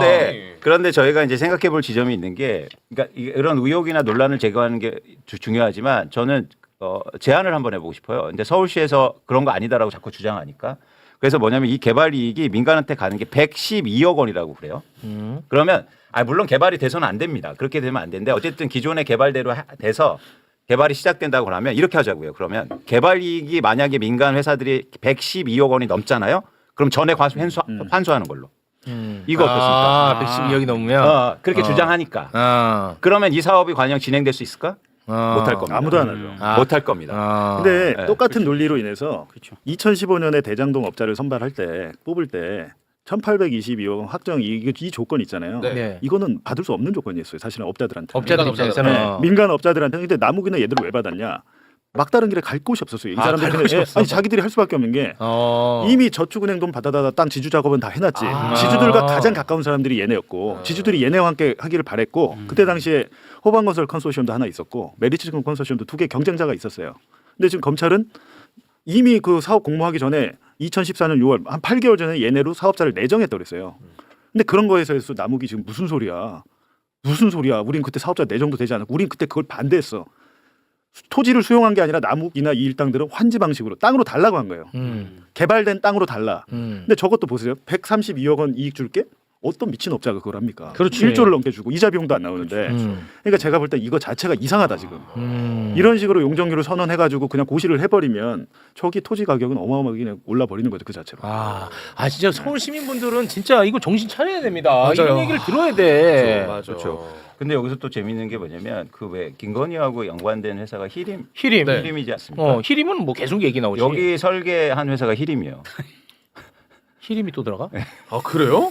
아니 뭐 이야기가 끝이 없어. 도대체. 근데 저는 사실은 또 생각한 게 김건희가 왜 종묘를 그렇게 갔지? 이거 뭐 끝이 없다 이야기가. 설계를 히림했다고. 히림은 히림이. 이렇게 치면 캄보디아에도 진출해 있어요. 히림. 캄보디아. 맞아. 네, 없는 데가 없습니다. 네, 그러니까 이게 히림. 이게 어쩌면 다 이게 연관이 돼 있을 수도 있습니다. 어쩌면. 네. 방심이었다는 또 유일입니다. 그거 할까 말까 했는데. 야, 근데 이거 전반적으로 얘기 들어보니까 진짜 우리 종묘 관련해서 이게 말이 되는 유네스코 지금 그게 아니야. 그게 아니고 더 심한 것들이 있는 거 같아. 그게 아니야. 근데 아. 확실히 돈이네요, 돈. 그게 아니야. 아니 오세훈 입장에서 그것 때문에 지금 날리면 그때 그 100m 그쵸. 태극기 개양대도 접잖아. 네. 근데 이거는 뭐 절대 안 접잖아. 영양 평가도 안 받겠대. 맞아요. 근데 그러니까 우리가 자꾸 얘기하는 게 오세훈 시장이 랜드마크 만들어 보고 싶어. 뭐 예를 들어서 MB처럼 네. 뭐 청계천처럼 뭘 하고 싶어 하나 봐. 사실은 저는 그거 아닌 것 같아요. 아닐 수 있다. 네, 왜냐면 그래? 그걸로 이렇게 막 다 거는 거야? 아닐 수 있어. 랜드마크 그거 하려고 진짜 초고층 빌딩을 너무 사랑해서? 아닐 수 있어. 저는 아닐 가능성이 아닐 있다. 수 있어. 네. 아닐 수 있어. 우리는 계속 지켜봐야 됩니다. 이 그러니까요. 간단한 문제가 아니네. 이 종묘 사건은 이 간단하지가 않네요. 좋습니다. 아니 이게 검찰식의 한동훈식의 논리라면 오세훈의 대선 자금 마련하기 위해서 한 거 아니야? 이렇게 나갈 거예요. 그렇지, 그렇죠? 그렇지. 근데 실제로 그 오세훈의 스폰서 김한정 씨와 그 강혜경 씨 녹음 파일 보면 저희가 뭐 일부 공개했습니다만 김한정 이 스폰서 회장은 오세훈의 대선을 준비합니다. 맞아. 강혜경한테 해가지고 야 여론조사 업체 차리자. 야 명태균이 제끼고 그냥 우리끼리 맞아. 하자라고 하잖아요. 근데 김한정이 어젠가 그 조사가 받으면서 그냥 내가 궁금해서 2번 돈 주고 받아본 거예요. 네. 맞아요. 자기가 보려고. 그게 아니라 오세훈의 대선 프로젝트는 오세훈이 측근들에서 추진이 되고 있는 거죠. 대선 프로젝트. 지금 서울시장 5선뿐만이 아니고 멀게 보는 거죠. 아니 그 실제로 그 녹취 있죠? 그거 지금 준비됐나? 그거는 뭐 틀 기분이 아직 아니고. 지금 퇴근 준비하는데. 그러면 좀 아니라고 합니다. 강백신을 투입하면 되지 않을까요? 강백신? 세운 사고요. 대장동. 대장동 강백신이. 와, 이거 지금 심각합니다. 생각보다 지금. 네. 오케이, 좋습니다. 요렇게 지금 됐다 이거지. 오세훈은 우리가 무조건 잡습니다. 참아야겠다 좀. 내가 오세훈 만든 걸로 좀 일각에서 아직도 믿고 있는 사람들이 있으니까 내가 이제 해결해야지. 해결해야지. 결자 해지. 결자 해지 해야 돼. 내가 사실은 실제로 만든 것도 아닌데. 만든 것도 아닌데도 아직도 그렇게 아까도 계속 올라오더라고. 네가 지금 이런 말할 자격 있냐? 너도 거기 땅 산 거 아니냐? 뭐 지금 올라와. 실제야. 이거 농담이 아니야 이분들은. 그러면 내가 보여줘야 돼. 결자 해지 해야 됩니다. 네. 자, 그럼 오늘은 여기에서 마무리 짓겠습니다. 오늘 사실 뭐 약속을 제가 지키지 못했습니다만 이게 지금 뭐 이야기가 탁탁탁 맞물려 가잖아요. 이건 이해해 주셔야지. 그럼요. 맞물려 있잖아 이게. 그러니까 방법이 없잖아 내 입장에서는. 네. 저 내일 안 나와도 되죠? 지금 그 이화영 재판 관련해서 지금 굉장히 이슈 커졌어요. 저는 최근에 어떤 생각이 드냐면 야 검찰 개혁 이거 어렵겠는데라는 생각이 드는 거예요. 아니 이재명 아직 속보가 나왔어. 지금 속보 전달해줘. 이재명 대통령이 이화영 재판의 검사 집단 퇴정한 거 요거 엄정 감찰과 수사. 그건 제가 말씀드릴게요. 내일 하자. 내일 하시죠. 내일 하겠습니다. 지금 하면 한 20분 걸리니까. 내일이면 이게 굉장히 오늘 이제 우리가 퇴근하면 이게 이슈가 근데 요거만 알고 가세요. 이 정도 재판부를 보이콧할 정도면 사전에 보고를 하거나 해야 되잖아요. 보고를 안 했습니다. 4명의 검사가 들어갔는데 3명의 검사는 이화영을 수사한 검사예요. 1명은 공판 검사예요. 수사 안 한 검사. 얘들이 그냥 들어가갖고 거기서 나 이 재판부 기피하겠습니다 하고 나와버린 거예요. 그렇게 되면 통상적으로 사후 보고라도 쭉쭉쭉쭉 돼야 되잖아요. 네. 오늘 오전까지 체크했을 때 아무런 상부 보고가 안 됐습니다. 자기들끼리 알아서 그냥 사실은 이건 법무부에 보고를 해야 되거든요. 법무장관한테도. 네. 이건 재판부를 기피 신청한 거니까. 그러니까 얘들이 그냥 집단으로 반발을 하는데 그렇게 되면 수원지검장은 왜 가만히 있지? 검사장한테도 제대로 보고했나? 얘들이 그냥 이렇게 막 가는 거예요 이제는. 이거는 아니 정성 호랑이 장관님이 이거 내일 해야 돼. 이거는 이게 왜냐하면 이게 큰 사건이에요. 그렇죠. 맞아요. 요거는 그러니까 또 따로 마치 해야 돼. 검찰이 수뇌부에서 야 뭐 이렇게 이게 아니고 밑에서부터 뿌리 깊게 검찰 우리 검찰 이런 식으로 하면 개혁 못해. 이거예요 제가 볼 때는 통제가 안 됩니다 지금. 네. 그래서 왜 자꾸 그 검사들에 대해서만 편히 봐주고 그렇죠. 배려하고 눈치 보고 좋은 게 좋고 왜 그러냐 이거야 검사에 대해서만. 그럴 필요가 없죠. 최근에도 우리 정성 호랑이 장관님 최근에도 왜 그 징계 검토한다고 하셔놓고 또 안 하셨잖아요. 그러니까 또 까불잖아요. 정성 호랑이 장관님. 아 이거 원칙대로 하라는 거예요. 제가 과도하게 뭐 탄압하라는 게 아니지 않습니까? 그렇죠. 아 이건 내일 할게요. 내일.